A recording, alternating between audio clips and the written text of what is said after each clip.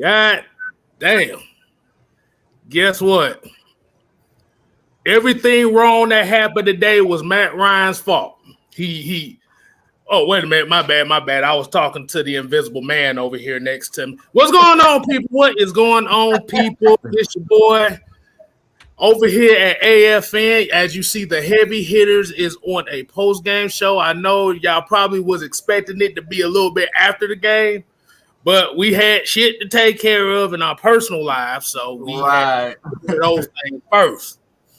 But as you know, this your boy, 6-man, K Styles, as y'all know it. We got stage left.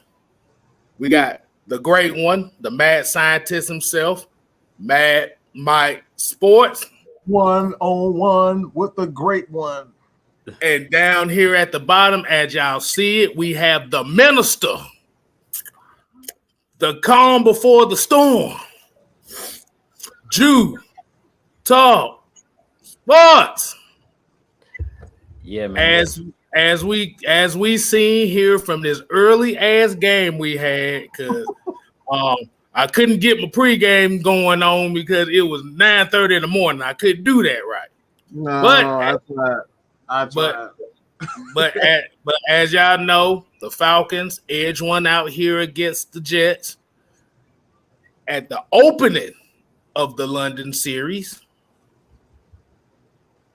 Shouts out to the Falcons for doing what they had to do to win this game. I know a lot of people will say, but AFN, it was against the Jets. How many times have you seen teams lose position in the standings because of losing games like this? Mm-hmm. Like I said, it don't matter if it's the Jets, the Saskatchewan Rough Riders, whatever. You have to win the games that you are expected to win. What was it? Was it a 100% success as far as things was going? No. There's a lot of things that we still need to work on. But the main thing is you win. You're supposed to win the games you're supposed to win. What's going on, Mike? What's going on, Jude? What we got for the people? What we got for the people right now, man? What y'all got for us? Go ahead, Jude. Y'all want me to jump right into just talking about the game, like my thoughts on the game, or we're gonna talk about Matt Ryan making history? Well, 5,000 completions. Oh, you throw that Matt Ryan up there. Throw that Matt Ryan up there real fast. Hey, look, before you throw that Matt Ryan up there, let me just let the people know the 2 fumbles that we had, they were Matt Ryan's fault. It was his fault. The pass interference call on AJ Terrell was Matt Ryan's fault. Mm-hmm. The special teams play at halftime, it was Matt Ryan's fault. All of that was Matt Ryan's fault. Mm-hmm. Okay, go ahead, Jude. So y'all want me to talk about Matt Ryan making history, or are we gonna just jump right into do whatever you got to do. Matt Ryan made history again, 5,000 completions, only the 7th quarterback in the NFL to do that. So all of those people that's still talking about Matt Ryan's not a Hall of Famer and he has to win a Super Bowl, let's put all of that to bed. Like, as long as the NFL has been I think the NFL has been going for, I don't know exactly how many years, but for there only be 7 quarterbacks out of all of the quarterbacks that's played this game, for him to make history again, 5,000 completions, that just shows Matt Ryan's greatness, his durability, his availability. Like, he's just a pro's pro. To go into this game, like, I know we said this is just the Jets, but to go into this game without your top 2 wide receivers and pretty much run the offense flawlessly. Like, as K-Style said, Calvin Ridley really wasn't missed in this game. Russell Gage really wasn't missed in this game. Like, you've seen why Matt Ryan is one of the greatest of all time. He went out there on the field, and what did he do? He went out there and got a W. If this was Tom Brady doing this, everybody would be bloviating, talking about the pieces around him. We seen Matt Ryan literally go out there with a few wide receivers on our roster left over guys that probably would be either third or fourth string on other teams, and pretty much was out there playing our starting wide receivers today. And we seen Matt Ryan lead those guys. So, I mean, it's so many great things I can say about Matt Ryan, but I mean, he just goes out there and continuously breaks records and proves the doubters wrong. So, I mean, I just got to give Matt Ryan his flowers while he's still here, while he's still playing. All of the rumors that came out last week talking about he didn't want to be in Atlanta anymore. And basically he put that to bed. Him and his wife put that to bed earlier this week. And for that guy just to be, like I said, a pro's pro, he didn't quit on the team like somebody. I don't want to say the guy's name, but Matt Ryan is loyal to the soil. And that's why I love Matt Ryan. Another key point that I wanted to make a video about, I don't know if you guys seen it, but Matt Ryan talked about the fans backing his team, cheering on this team. Like, all we've been asking is for our Atlanta Falcons fans to be fans. Like, we understand everybody wants to win. Matt Ryan talked about it. Like, we want to win. Why do you think they play the game? He won a Super Bowl trophy. He don't just, he's not set just because he won an MVP. He wants to win a Super Bowl as well. So Matt Ryan just making that video talking about the fans, and they needing the fans to get behind this team. If you look at I don't know if you guys got a chance to watch the post-game interviews with the players and the coaches, but they talked about it, how live the crowd was. 65,000 people. Like, that's crazy. So they were like, man, we love playing here. They talked to Cordell Patterson. They talked to Mike Davis. They was like, man, the crowd was into it. It was giving us energy. We love playing in London because of the experience and because of the crowd backing the team. Like, it's something else when you have that home field advantage. And that's something that we've been missing as Atlanta Falcons fans, as a fan base. They need this. These fans, we need our fans to get behind this team, man. Win, lose, or draw, get behind these guys. They can feel it out there. And trust me, the other teams as well can feel it because they can't hear the snap count. They can't communicate with each other. That's how you create penalties. That's how you become the 12th man that Seattle has up there in Seattle. So, like I said, man, I just love Matt Ryan and him being a pro's pro, him being loyal to the soil, sticking it out with the Atlanta Falcons. Even though year in and year out for the last, 4 years, he's been getting sacked like crazy, hasn't been protected. But all this dude comes in and does is ball out. Be a pro's pro, never throws his teammates under the bus, never throws his coaches under the bus, never throws ownership under the bus. So, I mean, I got nothing but respect for Matt Ryan. This dude is a baller. He should be a first ballot Hall of Famer when it's all said and done. All the guy does is continue to break records. And when it's all said and done, to be honest, depending on how long he plays, he could end up with the all-time passing yards record, depending on how long he decides to play. And I'll leave it at that. Hey, we got a $5 super chat. Holla, holla, holla.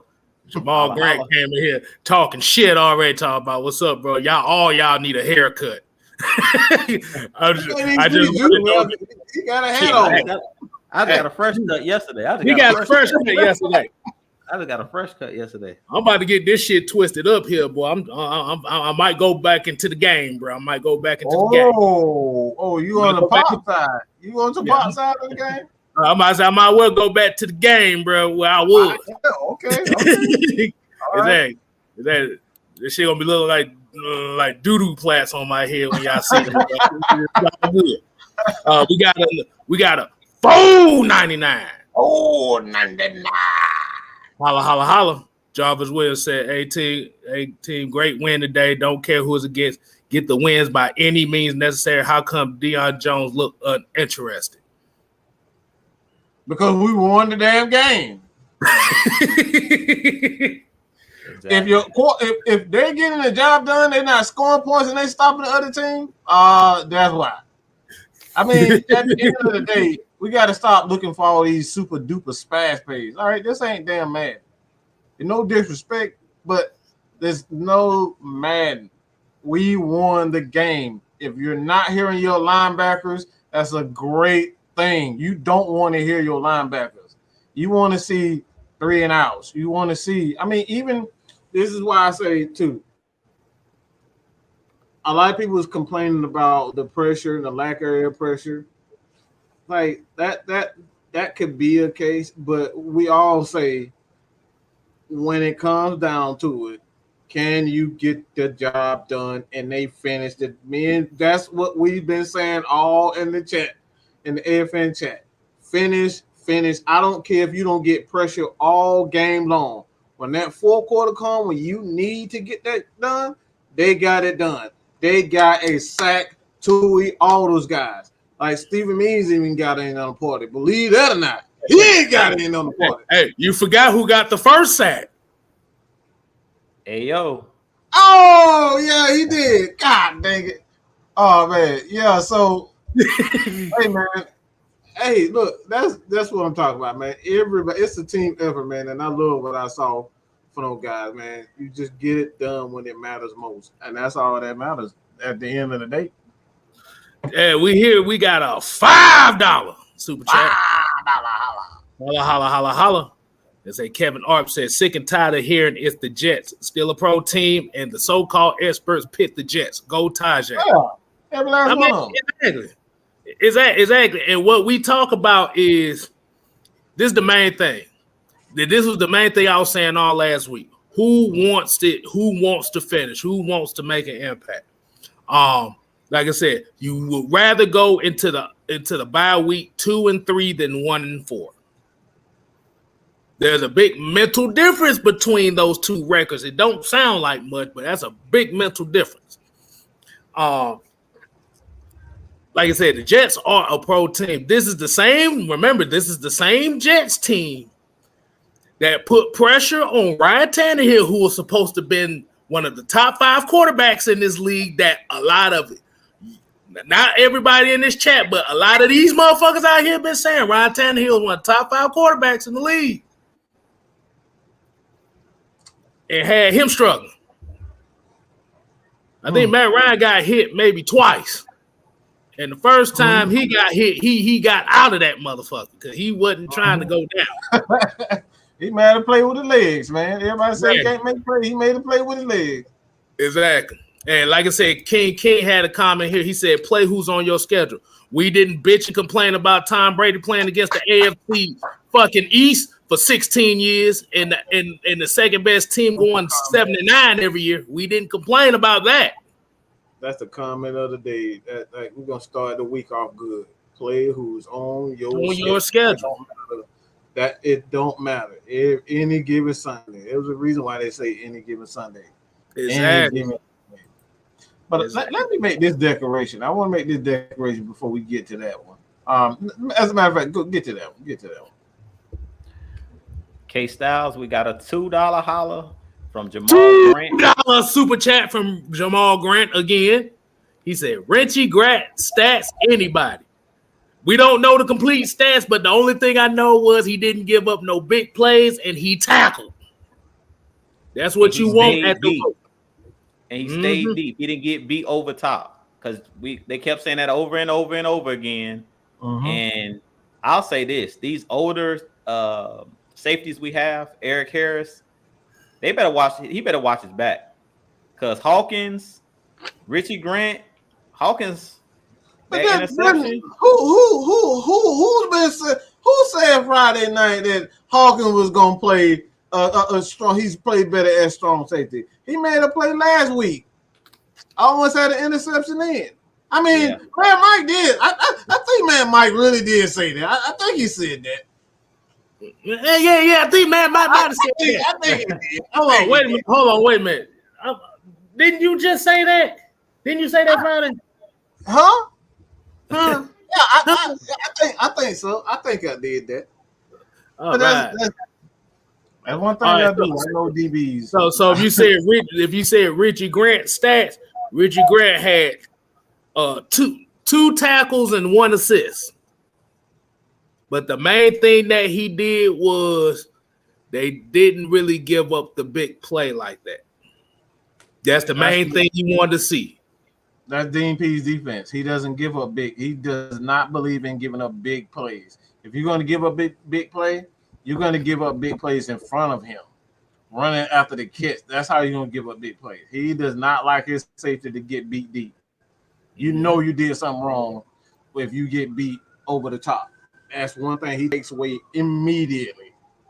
And you kept hearing the announcer say during the game is that the Falcons were just playing cover two, playing zone, and just not allowing them to get deep, not allowing Zach Wilson to throw the ball deep. He got him one time, and it was a horribly thrown pass. It wasn't even close to the wide receiver. So, man, like I said, one thing about this team, they just preach the fundamentals, and the fundamentals is what's winning us games right now. This is one of the best.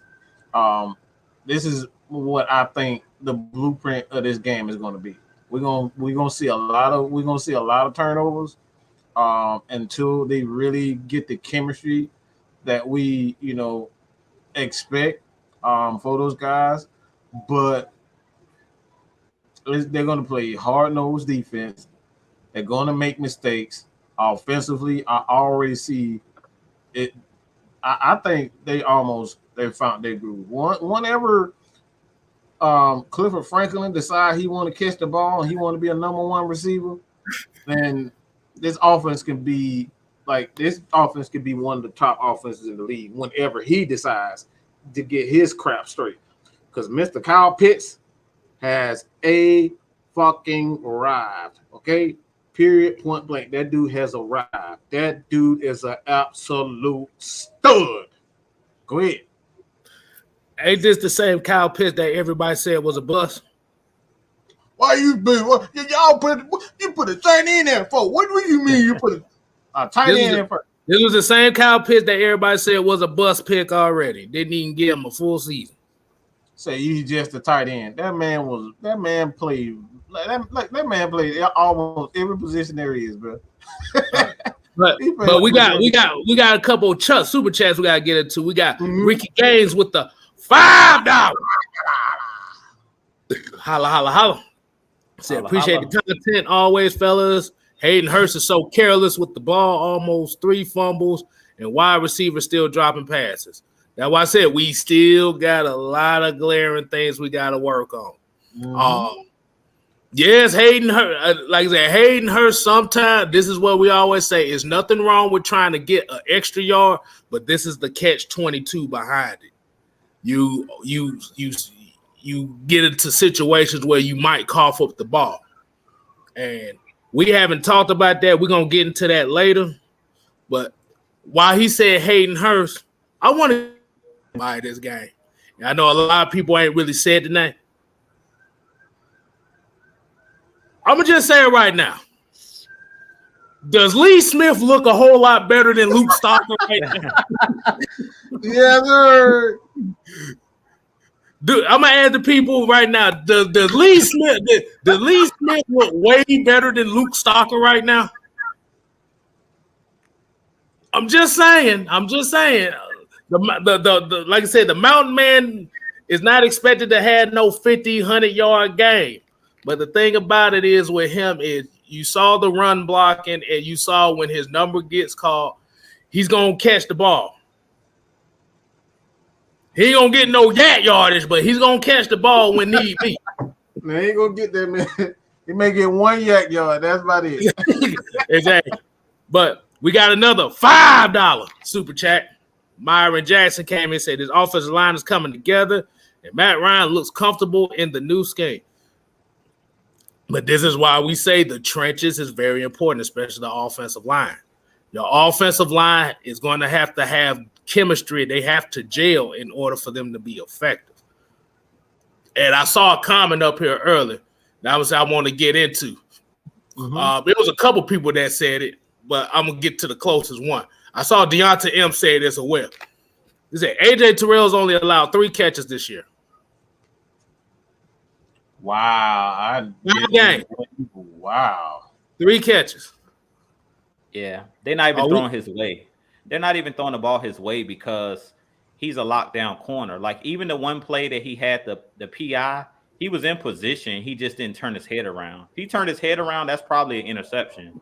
So AJ Terrell, we know that he's bound to be a Pro Bowler. We seen that last year when he pretty much shut down Tyreek Hill. Like if you can cover Tyreek Hill, who's the fastest or arguably the fastest man in the league, and he pretty much put him on clamps last year when we played the Kansas City Chiefs, and really should have came down with the game-winning interception on a 4-12 team last year. So we know that AJ Terrell is special. He's one of those guys that in the next couple years, he's going to be regarded as one of the best or a top 5 corner in the game, if not already. To me, he's already a top 10 corner, but he could easily be a top 5 corner as he continues to develop, and especially as he continues to learn this scheme. But we told you guys, just wait and see. We told you guys, just wait. Like the last comment that we had with the super chat about the offensive line coming together, Matt Ryan, we're seeing now that the offense is starting to open up. Everybody complained the first couple weeks of the season, Kyle Pitts wasn't getting the football. We seen today that Kyle Pitts is a nuclear weapon. I talked about him being a generational talent. Somebody told me he's not generational, that he was just a regular tight end. We seen today he's a generational talent. We seen that one-handed catch. You seen that one-hand catch? Boy, boy, I'm glad I wasn't choking on no chicken because, boy, Jesus Christ. Wait, pause. You called it.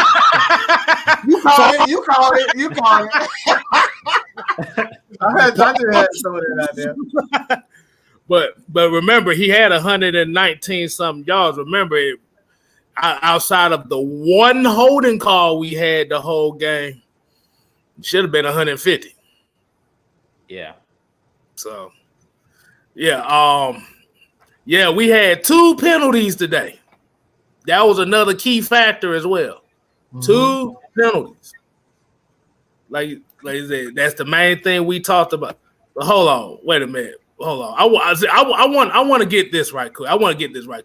Blazing 187 said Steve Smith pick Atlanta. No, the hell he didn't.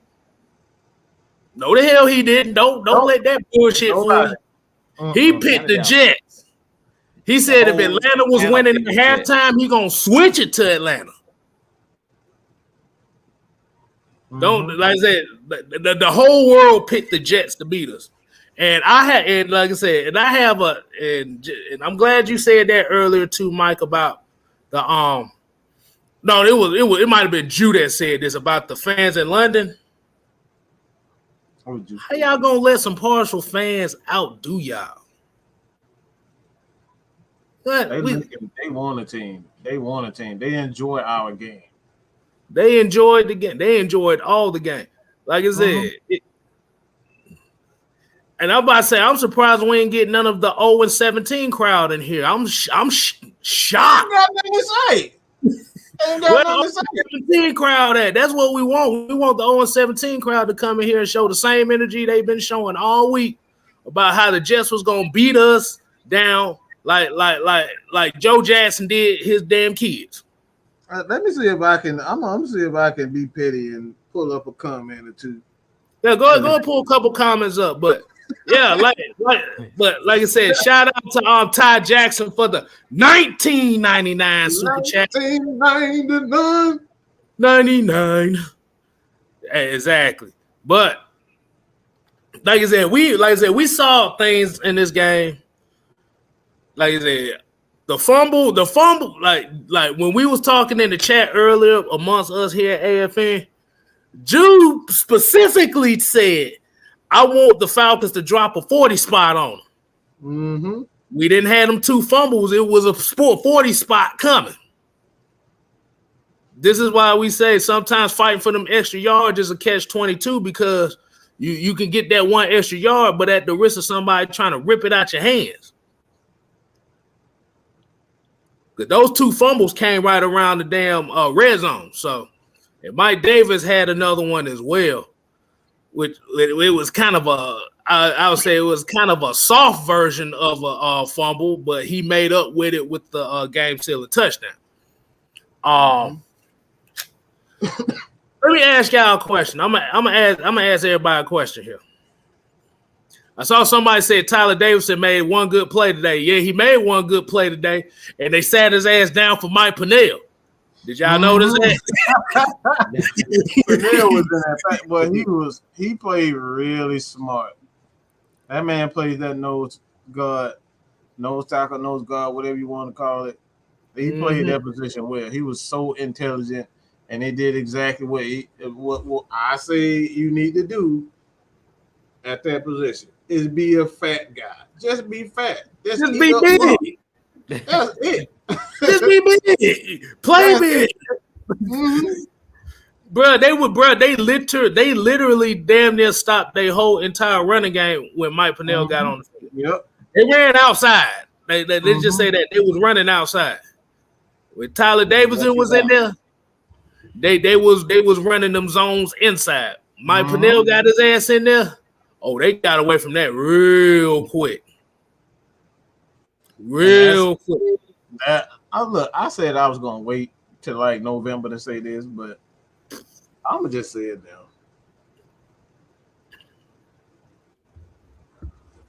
Y'all better beware because Jordan Davis is gonna be a Falcon. When you look at what is important to Dean Pease and his defense right now, it's a guy to stop the run. They're not concerned about the pass rush at all. You can see it in their coaching style. They made two signings. It was Anthony Rush and Mike Pennell. When the defense were supposedly lacking pass rushers, why would you think they do these things? This is what we're talking about. You can get multiple guys to get pressure, but what you can't get and you can't replace is a good run defender. So I'm here to tell you right now, Falcons fans, all the stars are lined up well and properly. Get ready to see Jordan Davis in the Atlanta Falcons jersey. That dude fits perfectly with this team. I'm not just saying it because he can play all 3-4 defensive lineman positions. He's that special. He's a Grady Jarrett. He's big. He's bigger than Grady Jarrett, and he has speed. He's athletic. Grady's just a damn monster. He can stop the run and he can get it. So you get both of those guys together. Whew. So I don't even know. I just gotta have it. I just gotta have it. I don't know how they're gonna do it, but the way that these defensive linemen, a couple of DBs in this draft coming, but the Falcons could potentially trade up to get this guy because defensive tackles in the NFL, unless you like Quentin Williams, you just got this crazy athleticism. You typically don't go high that quick, but I'm telling you right now, you mess around and let Grady Jarrett get a monster next to him like Jordan Davis, y'all gonna have some problems. That's gonna be hard to stop.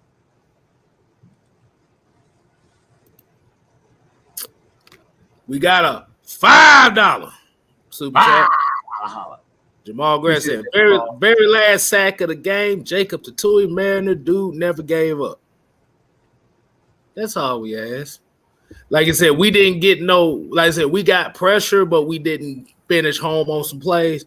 That last drive, you saw. Ayo! And Jacob Tatui Mariner get the two biggest plays on defense in that fourth quarter, just like what Mike said. Like, hey, that's what they needed. They needed to get him on the ground one way or another because he done got away quite a few times. And hold on. I want to hit one comment here as well. Blizzard Wolfgang said, I feel sorry for Detroit. Yeah. Remember the Jeff Okudah fans? Ooh, what the hell happened to Detroit this time? The Jeff Okudah fans?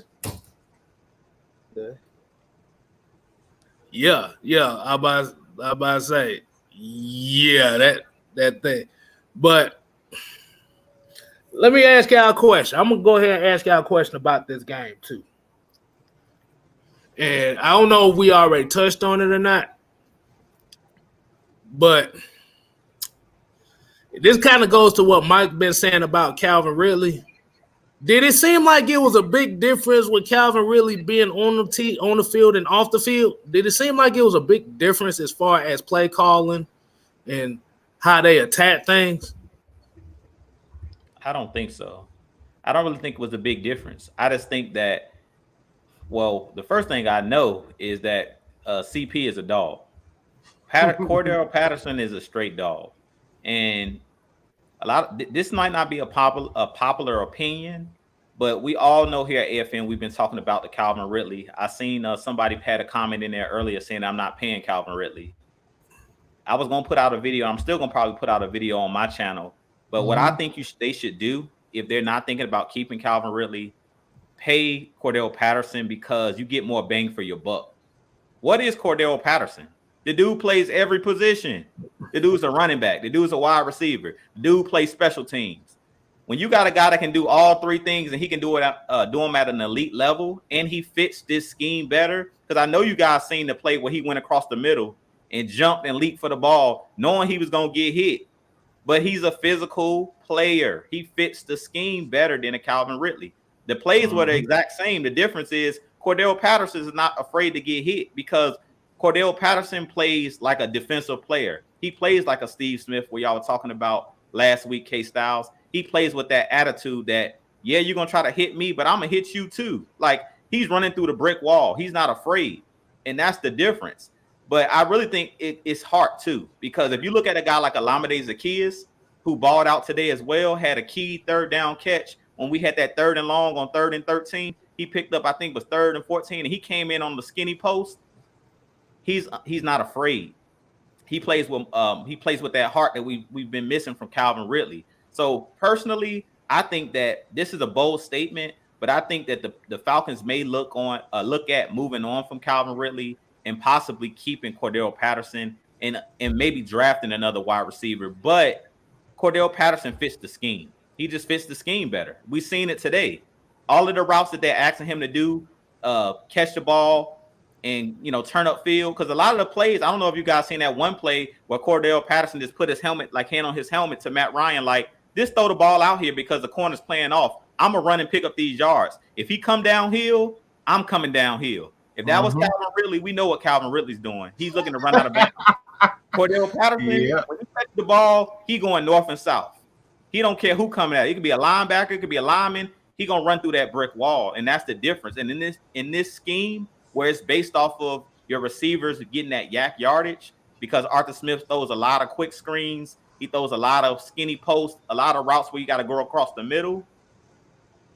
I feel like CP just fits this scheme better, and we might have to bring in another wide receiver that can play that role. Maybe you draft a guy and you save that money and you go and build your defense, because we keep talking about needing an elite guy on defense. Maybe you take that money you were going to give Calvin Ridley and go bring in an elite defender. Like, I'm not opposed to that, because we've been saying for all of these years, the Falcons are known for overpaying and paying all these guys on offense. But sooner or later, you're going to have to put some of this money, invest some of this money on the defensive side of the ball, go get you some playmakers on defense. Personally, I think the Falcons have enough offensive weapons. We really don't need that many more offensive weapons. You can draft another good receiver. I love Calvin Ridley. He just doesn't fit this scheme. Like, we've seen it.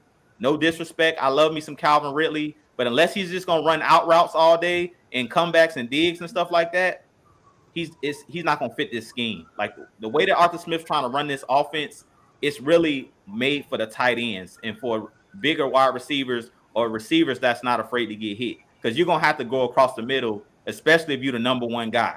Because right now, if you look at this game, really Kyle Pitts was playing the Calvin Ridley role today. And we seen what Kyle Pitts was doing. Most of those routes that he ran, he was running across the middle. And then the one play that he had at the end of the game where he ran that deep post, he still had to jump up and catch the ball in between two defenders. If that's Calvin Ridley, can he do that? I'm not coming against him, but we seen early in this season, he had that same exact play last game where he had to go up between two defenders. And what happened? He dropped the ball. Oops. Shout out to Todd Sharp too, because that boy was really catching. He came in with it. Go ahead. But like you said before, and this comment, like I said, I'm gonna shout this comment out. Like I said, Matt Ryan last 3 games, 8 touchdowns, 0 interceptions. Like I said, that's a big thing. No interceptions, no turnovers from him. But this kind of went to what Drew was just talking about. Big difference. No one else who caught the ball ran backwards. Oh boy. Because like Drew said, and I think and a lot of us would kind of realize that may have been one of the biggest plays of the game was the Alameda Zakir. I don't even think it was a deep post. It was a straight up regular post route. Mm-hmm. He just ran forward. He saw the sticks and ran forward. And like you said, that right there is what you would call a mental boost for everybody around. Because if you see your guys catching the ball and going forward, like I said, that may be the extra 2 yards that you can get that would lead your offense into a manageable situation. Now, I ain't saying going forward like Hayden Hurst did and fumble the ball, but just 1 extra yard, and if you feel like you're about to get hit, go down. That's all they ask for. That's what the number one receiver mentality is trying to put your team in a situation where it's manageable situations. Mm-hmm. It's those, okay, I caught a slant. Let me go up. Okay, I see I can get 1 extra yard. Let me go down. Now it's a 2nd and 4.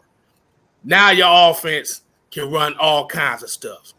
But when you got a situation where you're catching slants and then you're trying to run backwards, trying to hit a home run play, now that was a potential 2nd and 4 is now a 2nd and 6. It don't sound like much, but that's a big mental difference. Tajay Sharp, he caught some big plays too. He caught some big catches as well too when they needed them.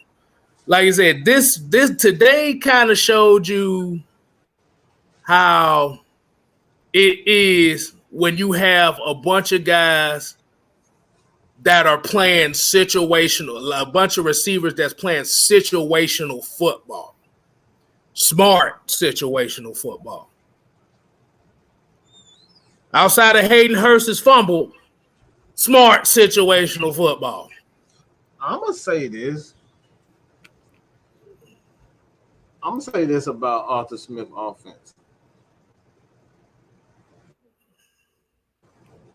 What I'm starting to see with him is that he wants guys like Cordero Patterson who can do multiple things. And he's one of those unicorn type players who can play quarterback, running back, tight end, wide receiver. It's like I'm really starting to believe that this dude is just one of those coaches. He don't care what position. It's almost like college.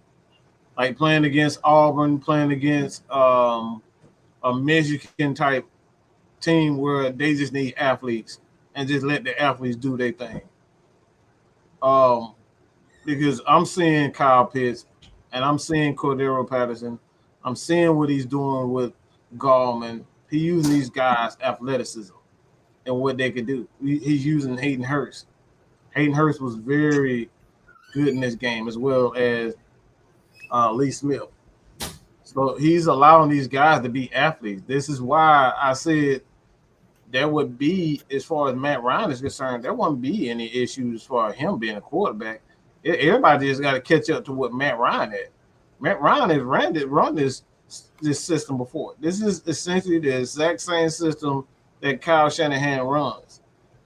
I mean, Arthur Smith was tutored and taught by Matt LaFleur. So it's the exact same offense with Arthur Smith, his little twist to it. That's all this is. So this is why we're going to spend a lot of money on free agents, and I'm just believe me when I say that. We're going to spend money on free agent for that one guy, or two guys, whether it's on offense or defense, and I think it's going to be the defense that's going to be the difference maker to get us over the hump. Because he doesn't need he don't need these big time receivers in his offense. You see, he don't need no damn Julio. You see, he don't need Calvin Ridley to get 20-something points. The offense was efficient, it was solid, and they executed. So he doesn't need a lot of those guys. So we're going to see, I really believe in this upcoming draft, we're going to see a lot of defense He gonna really build. He gonna focus on being them defense, building the defense, and on offensive side of the ball, he's just gonna get these special athletes that can do multiple things. And watch next year. If Avery Williams continues, if he stays healthy, but expect to see him on offense too. I'm that right there is a sneak peek. He's already said that he likes him on special team defense and as a return as a running back. So expect to see a lot of Avery Williams next year. It's going to be real exciting to see what Arthur Smith does with his athletes.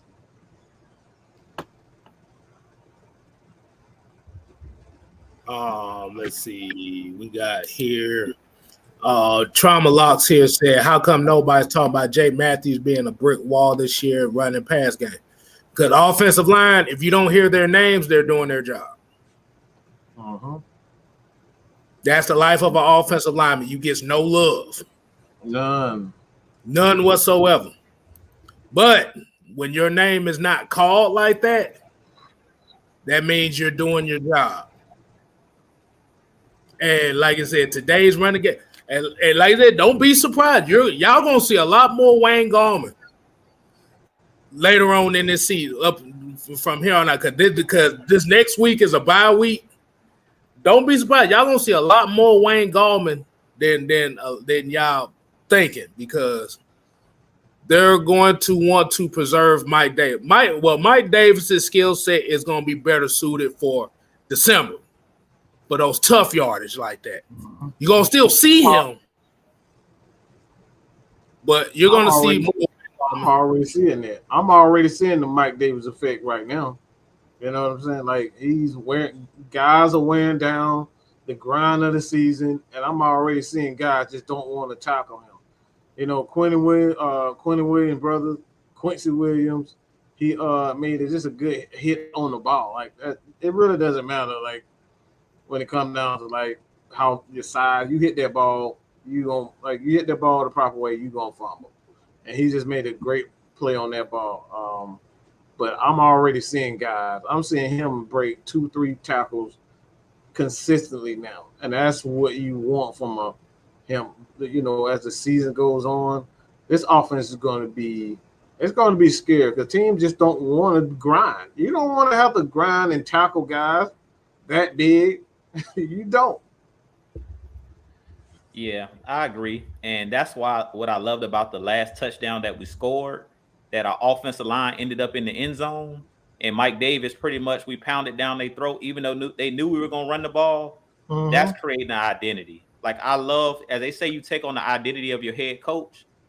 Arthur Smith is changing the culture of this Atlanta Falcons team and the way that we do things as far as on offense. Like we've been saying, and you've been hearing Mike say it since the season started, that this isn't the same team, that they don't want to be a pass happy type team. They're trying to change the identity. And we should have known when he was in Tennessee. Tennessee is a run heavy offense. So I knew him coming over when we kept saying run the ball. I already knew. But getting Arthur Smith coming over, that's what his bread and butter is, running the football. And one thing I love about them scoring that last touchdown, the offensive line pushed Mike Davis into the end zone. So basically, they manhandled the New York Jets defensive line. We won the line of scrimmage on that play. And that's what Arthur Smith's offense is all about, is in the trenches. So that's another thing we got to look forward to in these next couple seasons. Like we're talking about Calvin Ridley, they're finna solidify both the offensive line and defensive line. They're about to get solidified in the next couple of years because we got Terry Fontenot, who came over from the Saints. The Saints are known for having a good defensive line, known for having a good offensive line. It's the same thing that's going to take place here in Atlanta. It's going to be a huge culture change, and I just love the way that they punched the ball in the end zone on that last drive when the Jets knew we were running the ball, and we punched it in, and then there was a flag. So I was like, oh, man, did somebody hold? And when that actual play stood up, I was hyped because that we basically manhandled them. Football is about moving another man against his will. When's the last time we seen us on the goal line be able to punch somebody in the face? Because basically they carried Mike Davis in the end zone. He kind of got and everybody else on the line just got behind him and pushed him. Yes, sir. Hey, I was about to say it was like the bodyguard when he carried when Right. No, you gonna get it. But you gonna get it in there, so. Yeah, but the thing is, and I'm glad you said that too, because we converted a lot of 3rd and 1s today too. That was another thing we don't talk about. Yes, we converted sir. a lot of 3rd and 1. And it wasn't 3rd and 1 throwing the ball, it was 3rd and 1s running the ball. Say that again, K Styles. We really didn't see 5 men spread out wide with Matt Ryan in the backfield on his own with Dirk Cutter last year, spread everybody out on 4th and 1. We saw 3rd and 1s being converted with running plays, running behind Keith Smith and Jalen Mayfield. Mayfield is a dog, man. Him and that dang on Chris Lindstrom. And look, I got to give a shout out. Like I said, man, I don't normally give shout outs to offensive linemen, and that's what I'm going to do from now on. I'm going to start giving, I'm going to start the AFN tradition. Everybody give on their individual channels, give your game ball. And my game ball for today's game is Caleb McGarry. The reason why, everybody say this cat couldn't do anything. He's not fit for this offense. And you'll slowly see he and Jalen Mayfield find their groove. You're seeing the offense. You're not seeing a ton of penalties. Yeah, I mean, these guys are one cohesive unit. And it's only going to get better. These guys are big. They're physical. I'm seeing them running behind Caleb and Chris Lindstrom. Matt Hennessy is growing up as a center. And he's only going to get better. He's only going to recognize a lot of blitz stunts and whatnot. Look, man, the sky's the limit for this offensive line. I really believe that they found their 5. I think this is the 5 that is for the future. And, I'm proud of what I saw. And I don't know why I'm surprised, to be honest, because Arthur Smith is an offensive lineman. He's an offensive lineman, so he knows how to get these guys in the rhythm. He knows how to get these guys in the groove. So I'm happy, man. Like I said, I'm proud of those guys up front, man. But Caleb McGarry, you keep doing your damn thing, big dog. Oh, my game ball. I'm kind of torn between this one because I really want to give it to. But my game ball is. I'm gonna have to give it to Richie Grant. I gotta give game ball to Richie Grant. I like that. Only reason why I say it is for the simple fact that you're literally. Remember, the reports came out is he didn't know the playbook. That's why he didn't play much. And what did I say Friday? Might have to plug his ass in and see what he could do. See what he can do. And for what I saw around him I saw him flying to the ball. I didn't see him giving too many big plays up. He was being physical. I saw him playing man-to-man coverage on slot receivers. He gave up a couple, but that comes with a terrible. But he didn't give up yardage. Dean Smith said something interesting. But Dean P said something interesting also. He said maybe I'm giving these guys a little bit too much to think about. And I'm thinking maybe he dialed the defense down a bit. Got to really go look at it, but he did mention that. And I'm thinking that really helped Richie Grant also. Right. But it was close too. It was close. Because I didn't know if I wanted to give it to him or Keith Smith, because Keith did play a good game. Keith Smith played a good. he had a kick return for about 15. Oh yeah, he had a big.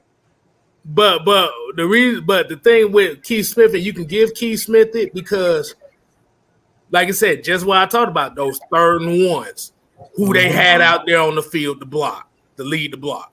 Keith Smith. Keith Smith was on that. He was on that goal line run for Mike Davis. So he is sitting there being physical as a fullback. Like I said, Dirk Cutter, former friend, goof ass, didn't utilize him as a fullback. He doesn't really utilize fullbacks. Let's just keep it real. He don't utilize fullbacks. But it just goes to a point where you gotta let the fullbacks be. You gotta let the players be who they are. And a lot of people give it to Matt Ryan. I'm not gonna give it to Matt Ryan because Matt Ryan had the typical game that we knew he can have. Right. But we already know that. But in order for him to have Noah, you stupid in here. He talking about he don't deserve a game ball. He need $100 gift card for Chipotle. Boy, whatever he need. but like I said, I give it to Richie Grant, but Keith Smith is like a close second to me. Because Richie Grant, like I said, when you didn't have Isaiah Oliver out there, remember, Fabian Monroe got knocked out the game as well. No Eric Harris, so you got a lot of holes in that secondary, and the fact that, like I said, you was able to play like he not only did he play rover, he played free safety too, so he wasn't just at one spot. Mm-hmm. Yeah, and you didn't really hear his name much. Mm-hmm. So, and it also helped neutralize that that out of pocket ability that Zach Wilson has, that everybody was waiting on him to throw that come to Jesus ball that most football fans love now, the come to Jesus moment ball. Just throw it in the air and run real fast. Yeah. Well, I'm gonna give my game ball. Who you got? No, I'm about to say who you got. I'm gonna give my game ball. I want to give 2 out, but I don't think I can do that. Go ahead, go do your thing, man. You can be unconventional. AFN ain't unconventional anyway. Exactly. I want to give out my first game ball. He should have got a game ball every week this year, and that's Cordell Patterson. Like that dude is just one of my favorite players on this team because coming into this season, I thought he would have an impact, but I didn't think he was gonna have this kind of impact. Like you can arguably say he's the best, other than Matt Ryan. You can arguably say he's the best player on the offensive side of the ball because he's playing wide receiver, he's playing running back, he's pretty much playing every single position. And it's like, how can this dude retain all of that information? You know what I'm saying? Like, not only that he got to know how to run every single route on the route tree, but he also has to know all of the schemes in the running game. So to me, he has to get a game ball just for the mere fact, to me, he's a 5-starter on this team. He's the wild card of this team. He's that breakout X factor for this team. Even though everybody thought going into this season was going to be Calvin Ridley, it's been Cordell Patterson. Both in the running back room, you can arguably say he's the best running back we have, and you can arguably say he's the best wide receiver on the team for this particular scheme. He just fits this scheme perfect. So to me, he definitely gets a game ball, but the other game ball that I have to give out is Kyle Pitts. He scored his first touchdown, first 100-yard game, receiving game of the season. And like Mike said, this was his coming out party. He's arrived. This was his game where he proved those doubters wrong that was saying he's not a generational talent. You saw today, and really I think that Ridley and Gage being out this game was kind of a blessing in disguise because now you got to see with Kyle Pitts getting a lot of targets, how good he really is.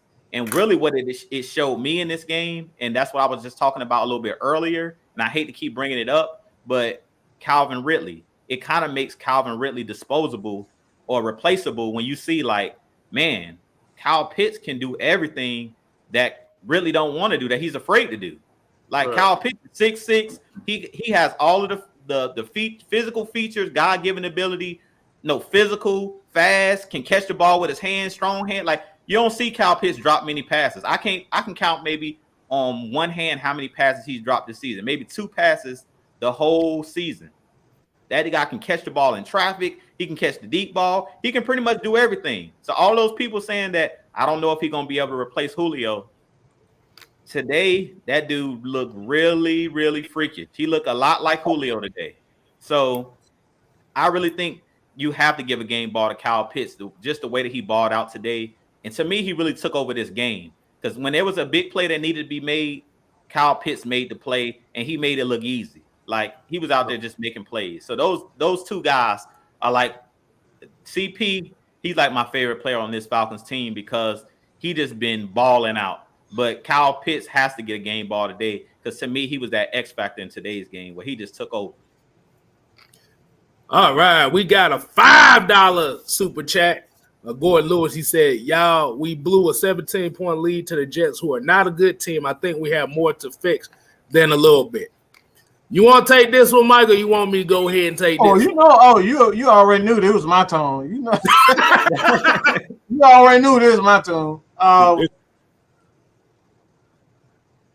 We scored 25 points against a good defense, so what's the point? I'm going to just leave it as simple as that. I'm going to take the K-Style spin to it. We scored 25 points against the Super Bowl champions. All right. And they are currently at the moment, whenever I can see it, but these guys are looking at, they just won today. They scored 45 points. They just scored 45 against the Dolphins. So it's like a team is a team. Points is points. At the end of the day, you still got to score. I don't care who it is. You know what I'm saying? So, like I said before, man, you only can play against who you're playing.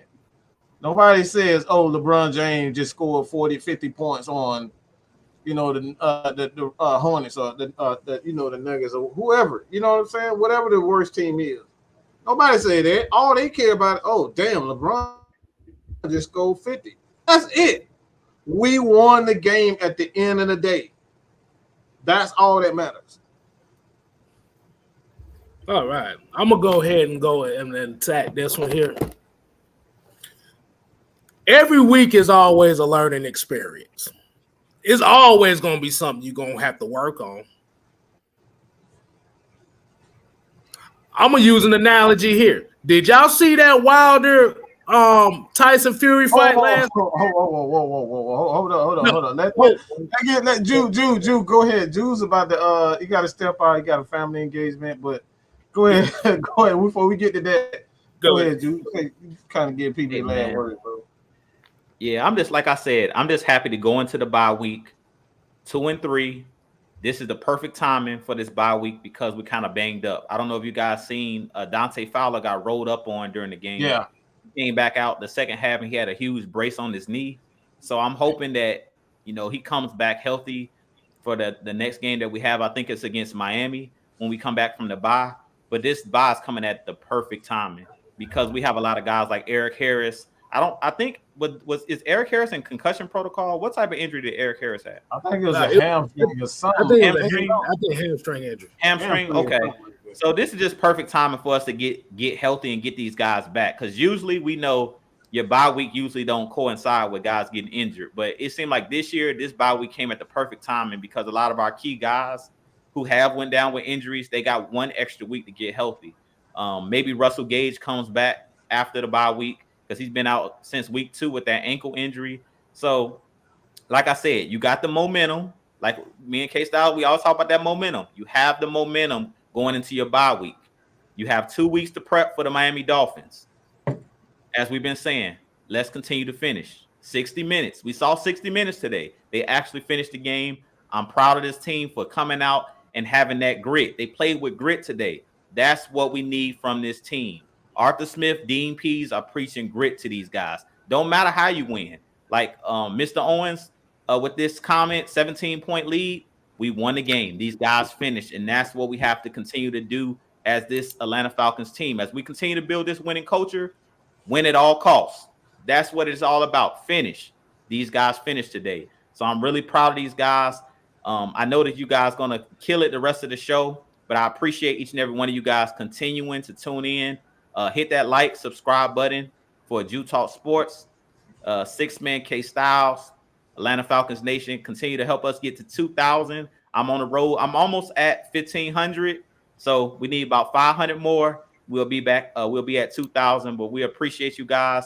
I do got an engagement, so I'm going to hop off here, but I appreciate you guys always supporting us here at Atlanta Falcons Nation, Jew Talk Sports. I'll holler at you guys, fellas. See you guys on Tuesday night for Atlanta Falcons Heavy Hitters. I'm not too sure what we're going to talk about this week. Y'all want to tune in because it's the bye week, so maybe we'll do a special show for you guys this Tuesday night. But We'll holler at you guys. Appreciate y'all, man. All right, Jude, man. All right. Tell family said what's up, man. Will do. Y'all be easy. All right. So this is what I was gonna say on this comment here. Oh, I wanted to talk about this too. That's why I had this topic, because I wanted to talk about it. Okay. I got 2 points to make on this comment. Yes, we got a lot to work on. It shows.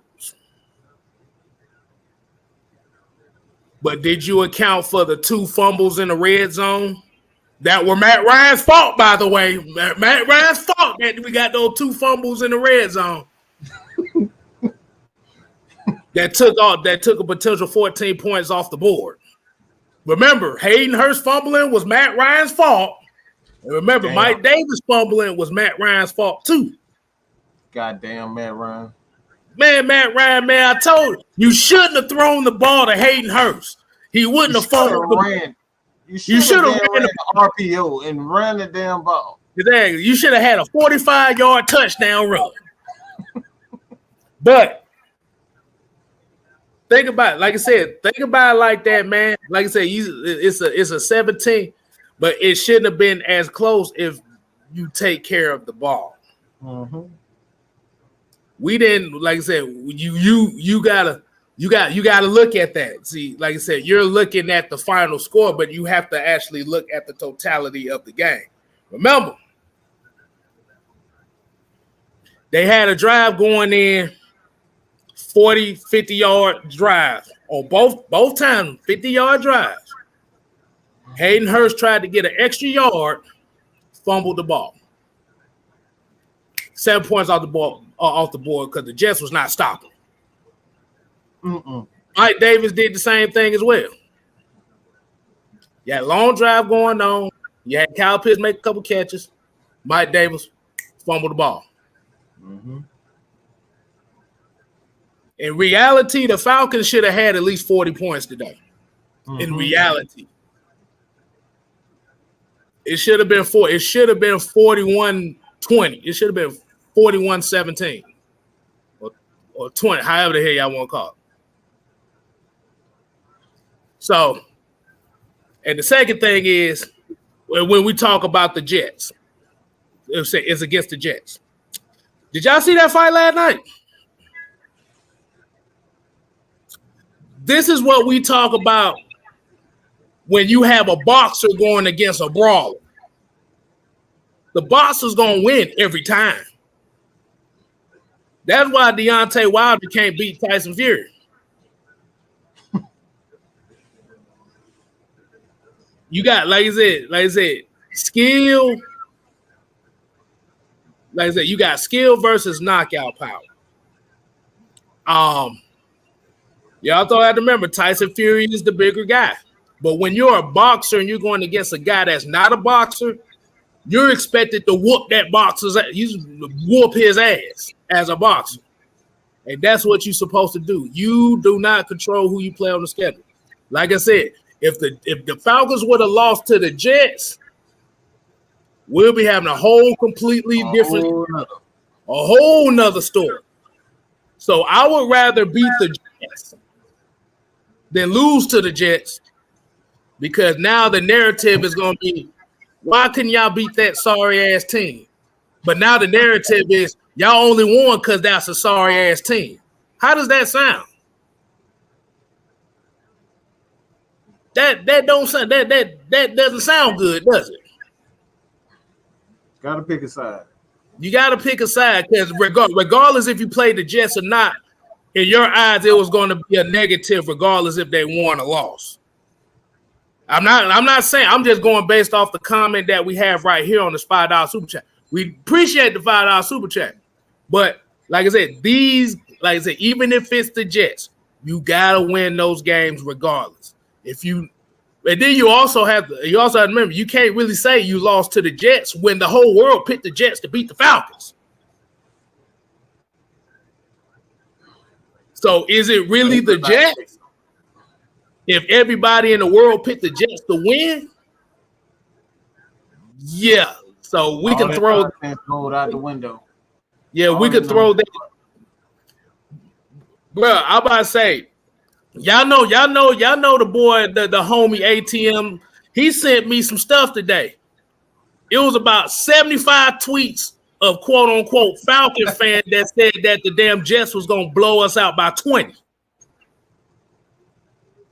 So is really losing to the Jets? Is it really a bad thing, or is it only a bad thing because it's certain people's narratives because they're mad that the Falcons won? And this is another thing that I didn't get into earlier. I've seen so many motherfucking people that are mad today because the Falcons won, but they got Falcons fan for life on their pages and stuff. Don't make no damn sense.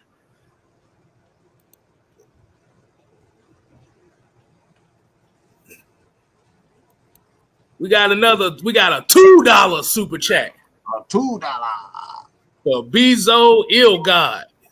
Holla, holla, holla. He said, I could have sworn the Jets beat the Titans last week. Yeah, the Titans, who were one of the AFC favorites. Mm-hmm. Remember, the Titans were one of the AFC favorites this year. They beat them. Any given Sunday, bro.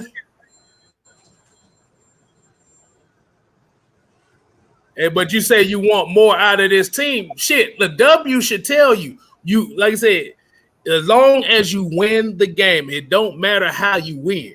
You got to win. The team cannot be satisfied with the game they had. They must want to get better. This is what we talk about. But the thing about it is, if because basically what you did was you literally just downplayed the Falcons winning. Those type of comments make you downplay what they did, regardless who they play against. But this is the stuff we talk about. This is the stuff that we address. Instead of a lot of people saying that we attack fans and stuff like that, but this is the type of stuff we address.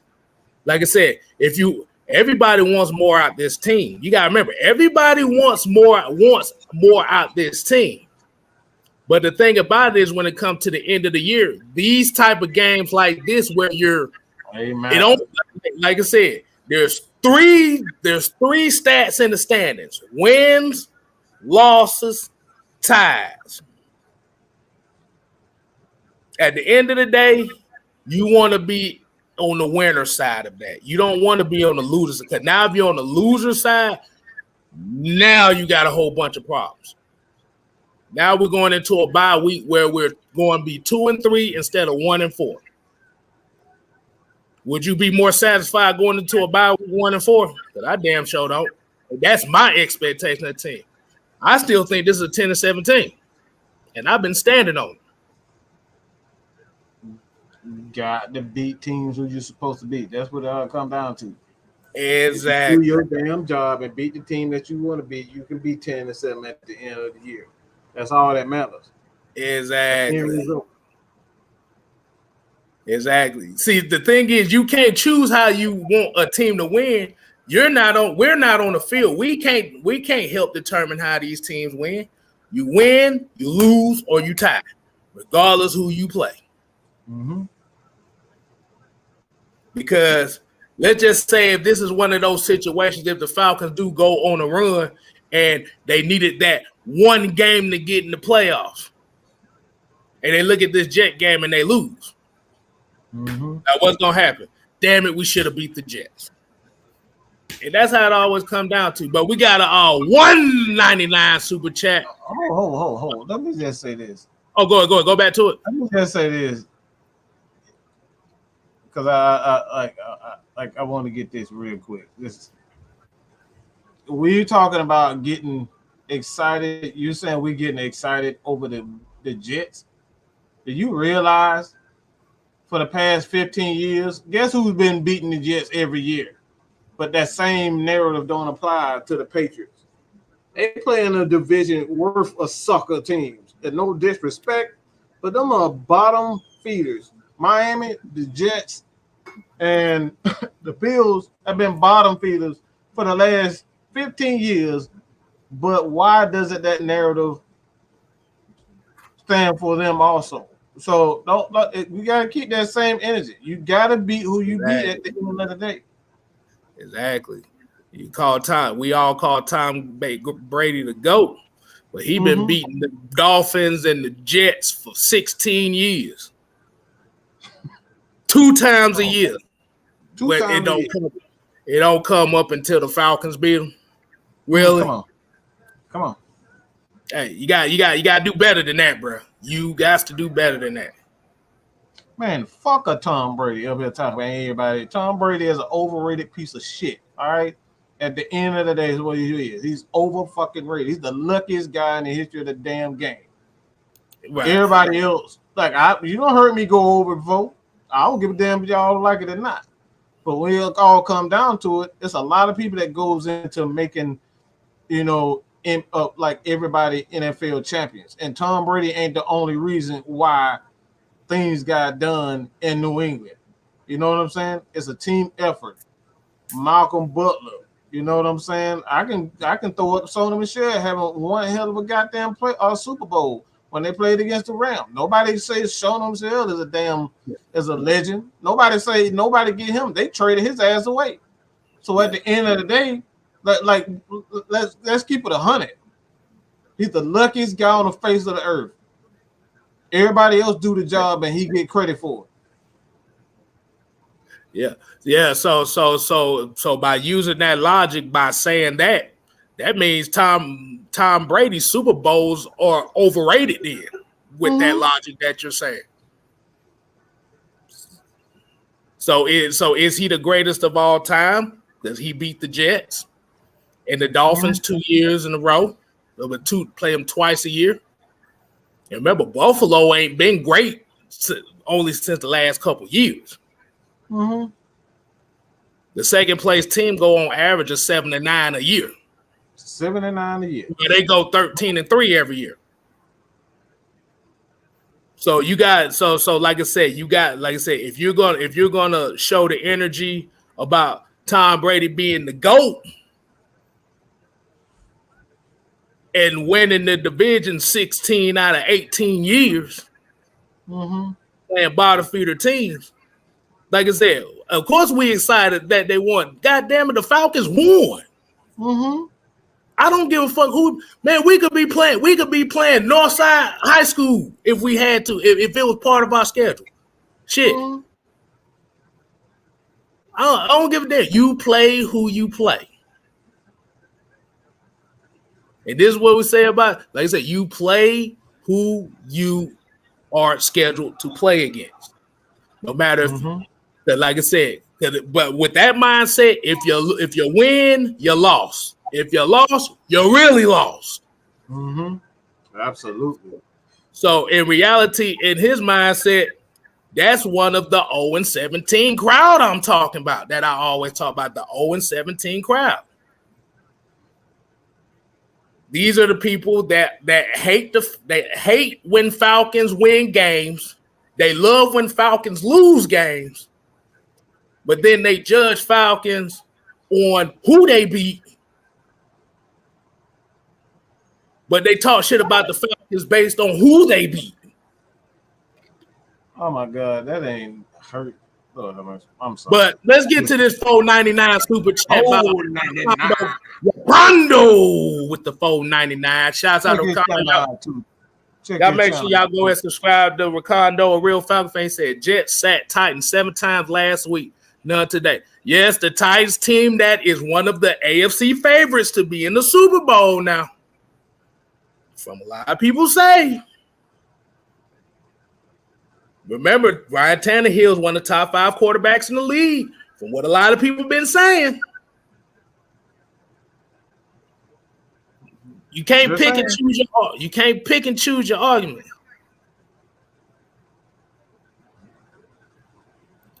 Oh yeah, I'm gonna have the same energy with the Falcons regardless if they win or lose, bro. So you can't test us over here.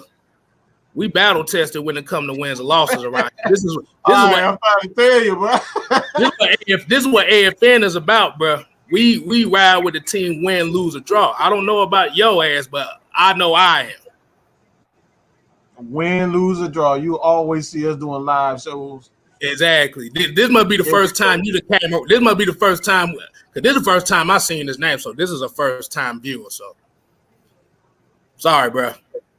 Sorry, bro. We do this. We do this on a weekly basis, regardless if they win or lose against whoever. 3-4 times a week. 3-4 times a week. That's what we do. So if you want to go, it was expecting the channel to shit on the Falcons when they win, this is the wrong channel for you, bro. We've already said what they needed to work on. I'm sorry for you. Yeah, bro. I'm sorry. I feel sorry for you, bro. This is stream right here. Every day. It's a stream every day over here. You get everyday content. It's a daily content. Look. The same two faces, both faces. Right. But we got a $1.99 super chat from Didi. Appreciate the love, homie. Appreciate the love. And he came with another one. Hey, and going bro, we're not picking on you. We just look, bro, we appreciate it. But like I said, I just want to make that clear. This is not us picking at. We just giving our opinion. And we definitely thank you for all your contributions. Everybody contribution. We just speak. Right. We just speak our mind. That's just it. And then, like I said, we say it's nothing. It's nothing wrong with wanting to expect more from the team. That's what you're supposed to do as a fan. But when it comes down to those fans that want to see them lose every week, but get mad at them for winning, like I said, them the ones that we mostly talk about. Like I said, you want to see this team get better. Like I said, there's a lot of things this team need to work on. It's basis though. We gotta work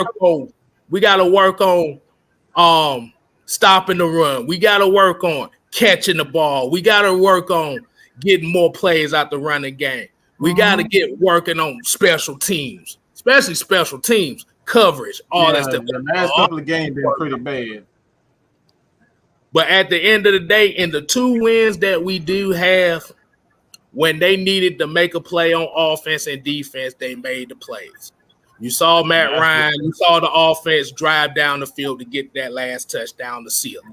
You saw the defense get the sacks at the end of the game when they need to.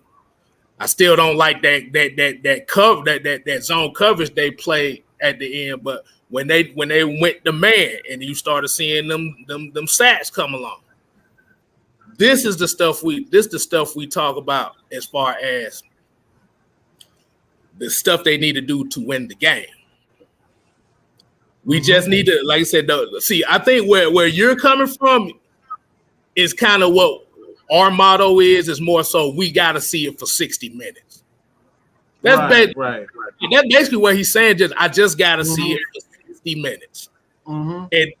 And like I said, if you've watched us for all last year when we started, that's been one of my key points about this Falcon team all last season is we got to do it for 60 minutes. 60 minutes.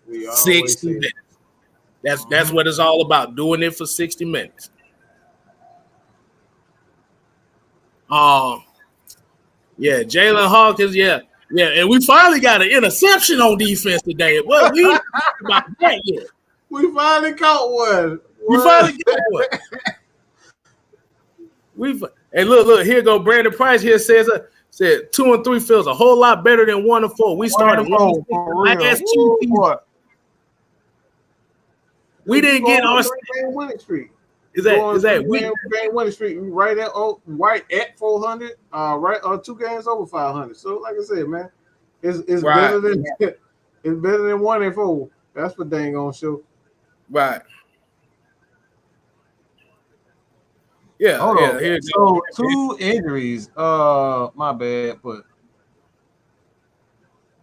Burrow to the hospital, throat contusion, and how the hell you get a throat contusion? But motherfucker got hit in the throat or something. God damn. And Saquon Barkley hurt again. He got a low ankle injury. So that dude, man. I told you he's too big to be running like he runs. But damn, Joe Burrow, throat contusion. Damn, how the fuck do you? How the hell you get a throat contusion? He must have got.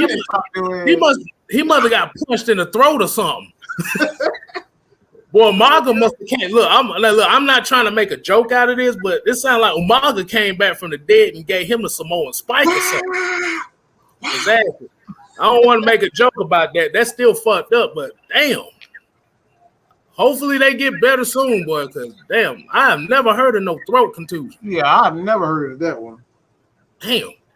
But I want to get to Mrs. K Styles here. She said, I want a person to say, while yes, our Falcons are retooling, we also still have the tools to win the game. Glad some of our rookies had their chance to shine today. Absolutely. Especially the rookies. That's what we've been talking about.